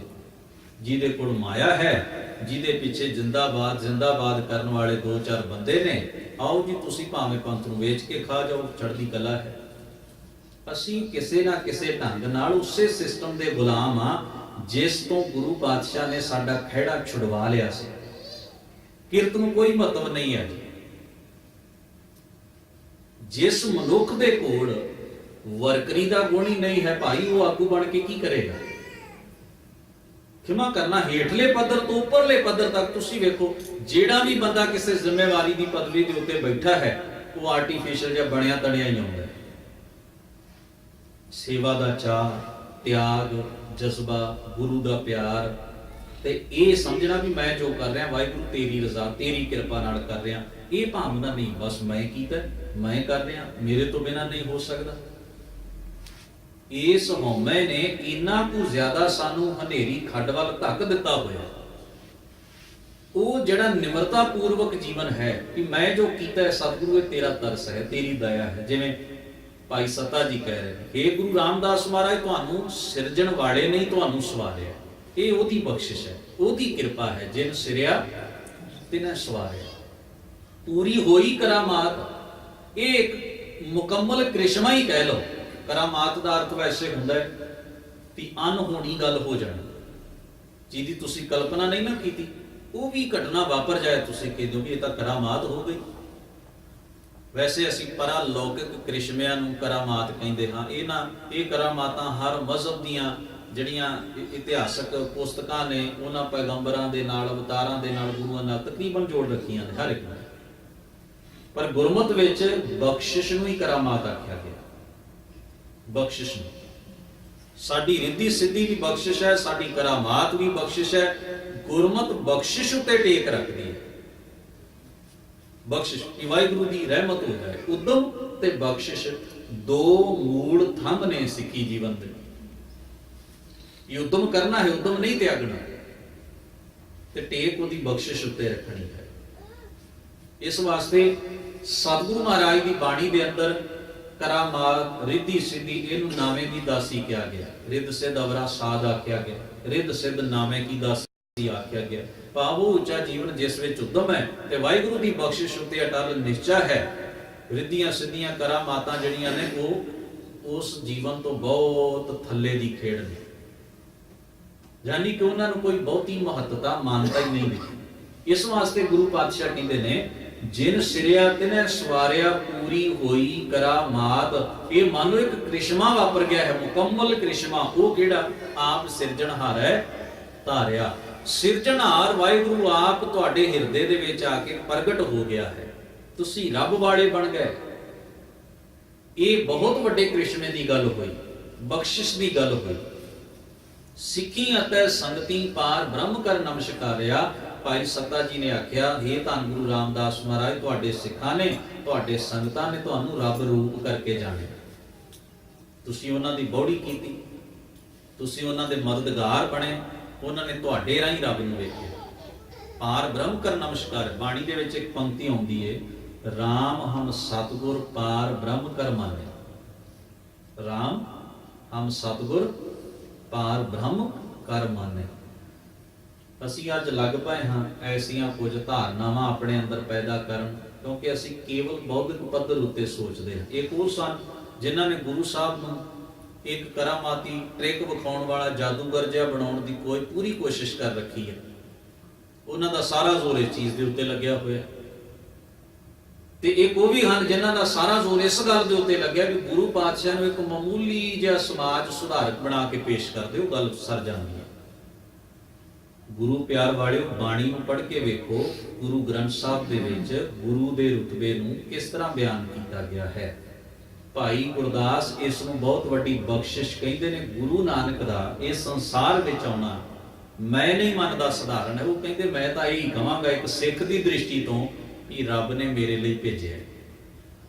ਸੁਣੀ ਪੁਕਾਰ ਦਾਤਾਰ ਪ੍ਰਭ, ਗੁਰੂ ਨਾਨਕ ਜਗ ਮਾਹੇ ਪਠਾਇਆ। ਪਠਾਇਆ ਦਾ ਅਰਥ ਹੁੰਦਾ ਭੇਜਿਆ ਗਿਆ। ਇਹ ਹੁਣ ਭਾਈ ਗੁਰਦਾਸ ਇੱਕ ਸਿੱਖ ਨੇ, ਤੇ ਸਿੱਖ ਕਿਵੇਂ ਬਿਆਨ ਕਰਦਾ ਹੈ ਆਪਣੇ ਗੁਰੂ ਦੇ ਪ੍ਰਥਾਏ। ਸਿੱਖ ਗੁਰੂ ਨੂੰ ਕਿਹੜੀ ਨਜ਼ਰ ਨਾਲ ਵੇਖੇ? ਜਿੰਨੇ ਵੀ ਵੱਡੇ ਵੱਡੇ ਕਸ਼ਟ, ਘੱਲੂਘਾਰੇ, ਦੁੱਖ, ਤਕਲੀਫ ਤੇ ਹਰ ਇੱਕ ਚੀਜ਼ ਚੋਂ ਸਿੱਖ ਨਿਕਲਿਆ ਕੁੰਦਨ ਬਣ ਕੇ, ਉਹ ਗੁਰੂ ਦੇ ਪਿਆਰ ਦੇ ਭਰੋਸੇ ਤੇ ਗੁਰੂ ਦੀ ਇਸ ਅਥਾਰਟੀ ਨੂੰ ਆਪਣੇ ਦਿਲ ਅੰਦਰ ਪ੍ਰਵਾਨ ਕਰਕੇ ਇੱਕ ਅਟਲ ਟੇਕ ਤੋਂ ਬਿਨਾਂ ਸਿੱਖ ਨੇ ਏਡਾ ਲੰਮਾ ਪੈਂਡਾ ਤੈਅ ਨਹੀਂ ਕੀਤਾ। ਇਸ ਗੱਲ ਨੂੰ ਜਾਣ ਲੈਣਾ। ਇਸ ਵਾਸਤੇ ਗਰੀਬ ਨਵਾਜ਼ ਸੱਚੇ ਪਾਤਸ਼ਾਹ ਜੀ ਬਖਸ਼ਿਸ਼ ਕਰਦੇ ਨੇ, ਸਿੱਖੀ ਅਤੇ ਸੰਗਤੀ ਪਾਰ ਬ੍ਰਹਮ ਕਰ ਨਮਸਕਾਰਿਆ। ਅਟਲ, ਅਟਲ ਦਾ ਅਰਥ ਹੁੰਦਾ ਤੂੰ ਆਤਮਿਕ ਤੌਰ ਤੇ ਨਿਸ਼ਚਲ ਹੈ। ਅਥਾ, ਤੇਰੇ ਆਤਮਿਕ ਤਲ ਦੀ ਥਾਂ ਨਹੀਂ ਪਾਈ ਜਾ ਸਕਦੀ। ਅਤੋਲ, ਤੇਰੇ ਰੱਬੀ ਗੁਣਾਂ ਨੂੰ ਤੋਲਿਆ ਨਹੀਂ ਜਾ ਸਕਦਾ, ਮਾਪਿਆ ਨਹੀਂ ਜਾ ਸਕਦਾ। ਅਟਲ, ਅਥਾ, ਅਤੋਲ ਤੂੰ, ਤੇਰਾ ਅੰਤ ਨਾ ਪਾਰਾ ਵਾਰਿਆ। ਤੇਰੀ ਉੱਚੀ ਆਤਮਿਕ ਅਵਸਥਾ ਦਾ ਅੰਤ ਸਿਰਾ ਨਹੀਂ ਲੱਭਿਆ ਜਾ ਸਕਦਾ। ਜਿਨੀ ਤੂੰ ਸੇਵਿਆ ਭਾਉ ਕਰ, ਸੇ ਤੁਧ ਪਾਰ ਉਤਾਰਿਆ। ਜਿਨ੍ਹਾਂ ਨੇ ਪ੍ਰੇਮ ਸਹਿਤ ਤੈਨੂੰ ਯਾਦ ਕੀਤਾ, ਭਾਵ ਤੇਰੇ ਬਚਨ ਨੂੰ ਮੰਨਿਆ ਹੈ, ਤੇਰੀ ਹਜ਼ੂਰੀ ਦਾ ਆਨੰਦ ਲਿਆ ਹੈ, ਤੇਰੇ ਦੱਸੇ ਹੋਏ ਰਾਹ ਦੇ ਉੱਤੇ ਤੁਰੇ ਹਨ, हे ਸਤਿਗੁਰੂ ਤੁਸੀਂ ਮੁਦਈ ਬਣ ਗਏ ਉਹਨਾਂ ਦੇ ਪਾਰ ਉਤਾਰੇ ਦਾ। ਤੁਸੀਂ ਜ਼ਿੰਮੇਵਾਰ ਹੋ ਗਏ, ਉਹਨਾਂ ਦੇ ਜੀਵਨ ਦੇ ਪਾਰ ਉਤਾਰੇ ਦਾ ਜ਼ਿੰਮਾ ਤੁਸੀਂ ਆਪਣੇ ਸਿਰ ਲੈ ਲਿਆ। ਲੱਭ, ਲੋਭ, ਕਾਮ, ਕ੍ਰੋਧ, ਮੋਹ ਮਾਰ ਕੱਢੇ ਤੁਧ ਸਭ ਪਰਵਾਰਿਆ। ਲੱਭ ਦਾ ਅਰਥ ਹੈ ਚਸਕਾ, ਲੋਭ ਦਾ ਅਰਥ ਹੈ ਹਵਸ, ਕਾਮ, ਕਾਮੀ ਬਿਰਤੀ, ਕ੍ਰੋਧ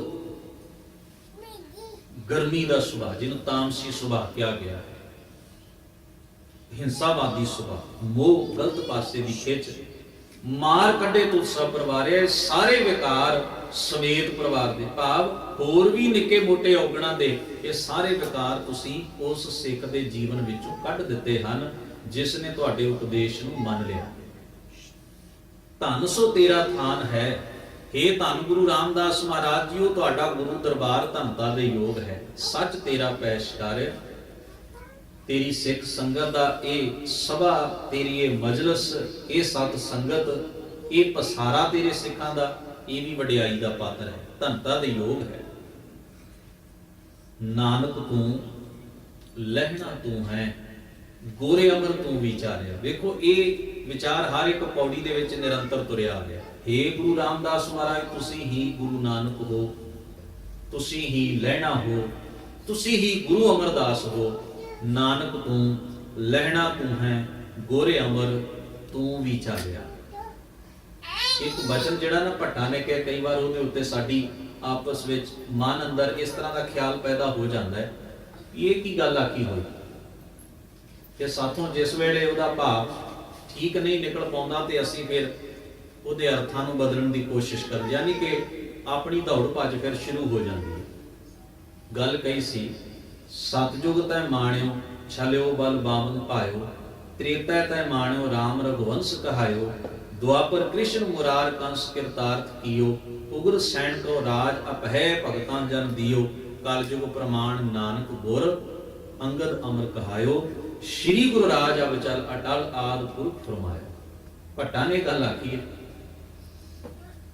ਸਤਜੁਗ ਤੈ ਮਾਣਿਓ ਛਲਿਓ ਬਲ ਬਾਵਨ ਭਾਇਓ, ਦੁਆਪਰ ਤੈ ਮਾਣਿਓ ਰਾਮ ਰਘੁਵੰਸ਼ ਕਹਾਇਓ। ਉਹ ਭੱਟ ਕਹਿ ਰਹੇ ਨੇ, ਹੇ ਸਤਿਗੁਰੂ, ਸਤਜੁਗ ਵਿੱਚ ਤੂੰ ਹੀ ਸੀ ਬਲ ਨੂੰ ਛਲਣ ਵਾਲਾ, 52 ਅਵਤਾਰ, ਤ੍ਰੇਤੇ ਵਿੱਚ ਤੂੰ ਹੀ ਸੀ ਰਾਮ, ਪਰ ਦੁਆਪਰ ਕ੍ਰਿਸ਼ਨ ਮੁਰਾਰ ਕੰਸ ਕਿਰਤਾਰਥ ਕੀਓ, ਕਲਯੁਗ ਪ੍ਰਮਾਣ ਨਾਨਕ ਗੁਰ ਅੰਗਦ ਅਮਰ ਕਹਾਇ, ਸ਼੍ਰੀ ਗੁਰੂ ਰਾਜ ਅਬ ਚਲ ਅਟਲ ਆਦ ਪੁਰਖ ਫਰਮਾਏ।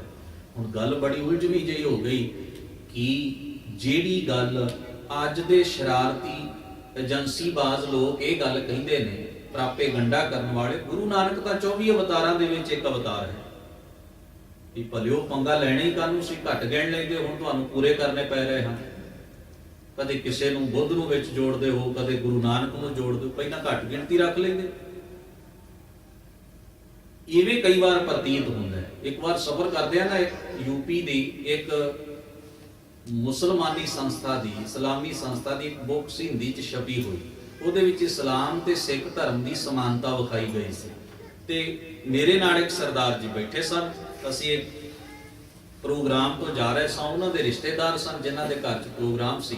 ਅਸੀਂ ਅੰਮ੍ਰਿਤਸਰ ਤੱਕ ਇਕੱਠਿਆਂ ਸਫ਼ਰ ਕੀਤਾ। ਉਹ ਆਪਣੇ ਬੈਗ 'ਚੋਂ ਕਿਤਾਬ ਕੱਢਦੇ ਨੇ, ਕਹਿਣ ਲੱਗੇ, ਜੀ ਆ ਵੇਖੋ, ਇਸ ਕਿਤਾਬ ਦੇ ਵਿੱਚ ਲਿਖਿਆ ਹੈ ਕਿ ਗੁਰੂ ਨਾਨਕ ਮਹਾਰਾਜ ਇੱਕ ਸੱਚੇ ਮੁਸਲਮਾਨ ਸਨ, ਬੜੇ ਉੱਚ ਕੋਟੀ ਦੇ ਮੁਸਲਮਾਨ ਸਨ, ਉਹਨਾਂ ਦੇ ਜੀਵਨ ਤੋਂ ਸੇਧ ਲੈਣੀ ਚਾਹੀਦੀ ਹੈ ਮੁਸਲਮਾਨਾਂ ਨੂੰ। ਯਾਨੀ ਕਿ ਲੇਖਕ ਦਾ ਤੇ ਸੰਸਥਾ ਦਾ ਪੂਰਾ ਜ਼ੋਰ ਲੱਗਿਆ ਹੋਇਆ ਸੀ ਕਿ ਉਹ ਸਿੱਧ ਕਰ ਦੇਣ ਵੀ ਗੁਰੂ ਨਾਨਕ ਇੱਕ ਮੁਕੰਮਲ ਮੁਸਲਮਾਨ ਹੈ। ਮੈਂ ਥੋੜੇ ਜਿਹੇ ਉਹਦੇ ਜਿਹੜੇ ਪਹਿਲੇ ਚੈਪਟਰ ਸਨ ਨਿਗਾਹ ਮਾਰੀ, ਵਾਕਈ ਬਿਲਕੁਲ ਗੱਲ ਸਹੀ ਸੀ। ਅਸੀਂ ਗੱਲ ਕਰ ਰਹੇ ਸਾਂ, ਮੈਂ ਸੁਭਾਵਕ ਹੀ ਇਹ ਗੱਲ ਉਹ ਸਰਦਾਰ ਜੀ ਨਾਲ ਸਾਂਝੀ ਕੀਤੀ। ਮੈਂ ਕਿਹਾ ਕਿ ਵੈਸੇ ਕਮਾਲ ਦੀ ਗੱਲ ਨਹੀਂ, ਸਾਨੂੰ ਸਿੱਖਾਂ ਨੂੰ ਅਜੇ ਤੱਕ ਗੁਰੂ ਨਾਨਕ ਦੀ ਕੀਮਤ ਦਾ ਅੰਦਾਜ਼ਾ ਨਹੀਂ ਹੋ ਸਕਿਆ। ਇਸਲਾਮ ਨੂੰ ਹੈ, ਬ੍ਰਾਹਮਣੀ ਮਤ ਨੂੰ ਹੈ। ਉਹ ਕਹਿੰਦੇ ਨੇ ਜੇ ਗੁਰੂ ਨਾਨਕ ਸਾਹਿਬ 24 ਅਵਤਾਰਾਂ 'ਚ ਫਿੱਟ ਹੋ ਜਾਣ ਤੇ ਗੱਲ ਬਣ ਜਾਂਦੀ ਹੈ। ਇਸਲਾਮ ਵਾਲੀਆਂ ਸੰਸਥਾਵਾਂ ਦਾ ਕੁਝ ਦਾ ਜ਼ੋਰ ਲੱਗਿਆ ਵੀ ਸਾਬਤ ਕਰ ਦਿਓ ਗੁਰੂ ਨਾਨਕ ਮੁਕੰਮਲ ਮੁਸਲਮਾਨ ਹੈ। ਮੈਂ ਕਿਹਾ ਦੁਨੀਆ ਨੂੰ ਇੰਨੀ ਲੋੜ ਹੈ ਗੁਰੂ ਨਾਨਕ ਦੀ, ਸਿੱਖਾਂ ਨੂੰ ਲੱਗਦਾ ਲੋੜ ਹੀ ਨਹੀਂ। ਆਰਾਮ ਨਾਲ ਬੈਠੇ ਹੋਏ ਨੇ, ਸਮਝਦੇ ਕੁਝ ਨਹੀਂ। ਗੁਰੂ ਨਾਨਕ ਦੇ ਨਾਮ ਦੇ ਉੱਤੇ ਸਾਡੀ ਦੁਕਾਨਦਾਰੀ ਚੱਲ ਜਾਏ, ਬਸ ਇਹਨਾਂ ਦੀ ਖੇਡ ਇੱਥੋਂ ਤੱਕ। ਉਹ ਦੁਨੀਆ ਵੇਖੋ ਕਿੰਨੀ ਤਰਲੋ ਮੱਛੀ ਹੋ ਰਹੀ ਹੈ। ਇਸ ਦੀ ਲੋੜ ਹਿੰਦੂ ਭਰਾਵਾਂ ਨੂੰ ਵੀ ਪੈ ਰਹੀ ਹੈ, ਮੁਸਲਮਾਨ ਵੀਰਾਂ ਨੂੰ ਵੀ ਪੈ ਰਹੀ ਹੈ, ਕੋਈ ਹੋਰ ਆਏਗਾ ਉਸ ਨੂੰ ਵੀ ਪਵੇਗੀ। ਸਿੱਖੋ, ਕੀ ਤੁਹਾਨੂੰ ਗੁਰੂ ਨਾਨਕ ਦੀ ਲੋੜ ਨਹੀਂ ਹੈ? ਉਹ ਕਿਤਾਬਾਂ ਛਾਪ-ਛਾਪ ਕੇ ਦੂਸਰਿਆਂ ਨੂੰ ਦੱਸ ਰਹੇ ਹਨ ਕਿ ਗੁਰੂ ਨਾਨਕ ਮੁਕੰਮਲ ਮੁਸਲਮਾਨ ਹੈ, ਗੁਰੂ ਨਾਨਕ ਇੱਕ ਸ਼ੁੱਧ ਹਿੰਦੂ ਹੈ। ਤੁਸੀਂ ਨਾ ਦੱਸ ਸਕੇ, ਸਾਨੂੰ ਪੈਦਾ ਕਰਨ ਵਾਲਾ ਸਾਡਾ ਮੁਕੰਮਲ ਬਜ਼ੁਰਗ ਗੁਰੂ ਨਾਨਕ ਹੈ, ਜ਼ਾਹਰ ਪੀਰ ਜਗਤ ਗੁਰ ਬਾਬਾ ਹੈ। ਅਸੀਂ ਸੁੱਤੇ ਹੋਏ ਹਾਂ, ਸਾਨੂੰ ਲੋੜ ਹੀ ਕੋਈ ਨਹੀਂ। ਖਿਮਾ ਕਰਨਾ, ਅੱਜ ਤਾਂ ਸਾਡੇ ਬੱਚੇ ਵੀ ਨਹੀਂ ਜਾਣਦੇ ਗੁਰੂ ਨਾਨਕ ਕੌਣ ਹੈ, ਬਹੁਤ ਹੱਦ ਤੱਕ ਨਹੀਂ ਜਾਣਦੇ। ਉਹਨਾਂ ਦੀ ਸਿੱਖਿਆ ਕੀ ਹੈ, ਉਹਨਾਂ ਦੇ ਅਸੂਲ ਕੀ ਹਨ, ਅਸੀਂ ਨਹੀਂ ਜਾਣਦੇ। ਖਿਮਾ ਕਰਨਾ, ਗਾਂ ਤਾਂ ਅਸੀਂ ਉਹੀ ਪਾਸ ਕਰਨਾ ਸੀ ਜੋ ਸਾਡੇ ਕੋਲ ਹੁੰਦਾ। ਇਹ ਇਸ ਤਰ੍ਹਾਂ ਸਤਿਗੁਰੂ ਸੱਚੇ ਪਾਤਸ਼ਾਹ ਜੀ ਦੀ ਮਹਾਨ ਸੋਚ ਤੋਂ ਅਸੀਂ ਨਾ ਜਾਣ। ਹੁਣ ਭੱਟਾ ਨੇ ਕਿਉਂ ਇਹ ਗੱਲ ਆਖੀ, ਸੰਖੇਪ ਵਿੱਚ ਕਹਿ ਦਿਆਂ। ਭੱਟ ਜਿਹੜੇ ਕਲਚਰ ਵਿੱਚੋਂ ਆਏ ਸਨ, ਉਹਨਾਂ ਦੇ ਹੀਰੋ ਅਵਤਾਰ ਸਨ। ਗੌਰ ਕਰੋ। ਤੇ ਤੁਲਨਾ ਹਮੇਸ਼ਾ ਬੰਦਾ ਉਸੇ ਚੀਜ਼ ਨਾਲ ਦਿੰਦਾ ਹੈ ਜਿਹੜੀ ਚੀਜ਼ ਅੱਜ ਤੱਕ ਮਨੁੱਖ ਦੀ ਸੁਰਤ ਵਿੱਚ ਸਭ ਤੋਂ ਵੱਡੀ ਥਾਂ ਬਣਾ ਕੇ ਬੈਠੀ ਹੋਵੇ। ਅਸੀਂ ਕਿਸੇ ਨੂੰ ਕਹਿ ਰਹੇ ਨੇ ਤੇਰਾ ਤਾਂ ਮੁਖੜਾ ਚੰਦ ਵਰਗਾ ਹੈ,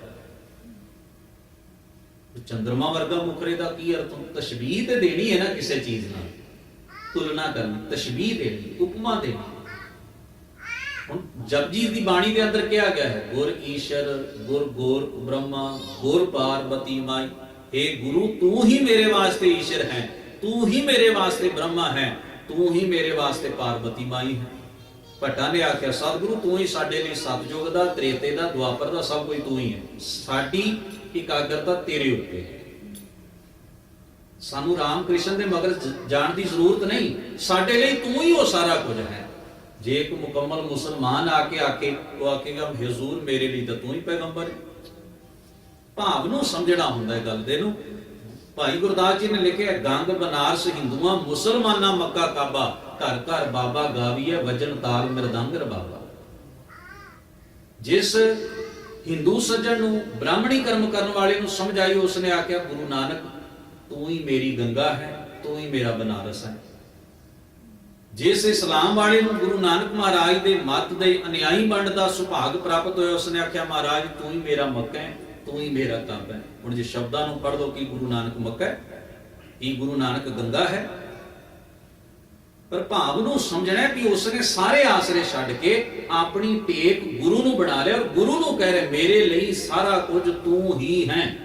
ਬਸ ਨਾਨਕ ਤੂੰ ਲਹਿਣਾ ਤੂੰ ਹੈ, ਗੁਰ ਅਮਰ ਤੂੰ ਵਿਚਾਰਿਆ, ਗੁਰ ਡਿਠਾ ਤਾਂ ਮਨ ਸਾਧਾਰਿਆ। ਜਿਸ ਨੇ ਗੁਰੂ ਦੇ ਆਤਮਕ ਔਰ ਮਾਨਸਿਕ ਦੀਦਾਰ ਕੀਤੇ ਹਨ, ਗੁਰੂ ਸ਼ਬਦ ਨਾਲ, ਗੁਰੂ ਮਤ ਨਾਲ ਜੁੜ ਕੇ, ਜਿਨ੍ਹਾਂ ਨੇ ਗੁਰੂ ਨੂੰ ਅੰਤਰੀਵ ਭਾਵ ਨਾਲ ਮਹਿਸੂਸ ਕੀਤਾ ਤੇ ਦੇਖਿਆ ਹੈ ਸੁਰਤੀ ਦੇ ਨੇਤਰਾਂ ਨਾਲ, ਉਹਨਾਂ ਦਾ ਮਨ ਭਟਕਦਾ ਹੋਇਆ ਟਿਕ ਗਿਆ, ਮਨ ਨੂੰ ਸੱਚੇ ਗਿਆਨ ਦਾ ਆਸਰਾ ਮਿਲ ਗਿਆ। ਧੰਨ ਗੁਰੂ ਗ੍ਰੰਥ ਸਾਹਿਬ ਸੱਚੇ ਪਾਤਸ਼ਾਹ ਹੋਈਆਂ ਭੁੱਲਾਂ ਚੁੱਕਾਂ ਦੀ ਖਿਮਾ ਬਖਸ਼ਿਸ਼ ਕਰਨ। ਸਭਨਾਂ ਦਾ ਧੰਨਵਾਦ। ਬੜੇ ਅਦਬ ਸਹਿਤ ਗੁਰੂ ਫਤਿਹ ਪ੍ਰਵਾਨ ਕਰੋ। ਵਾਹਿਗੁਰੂ ਜੀ ਕਾ ਖਾਲਸਾ, ਵਾਹਿਗੁਰੂ ਜੀ ਕੀ ਫਤਿਹ।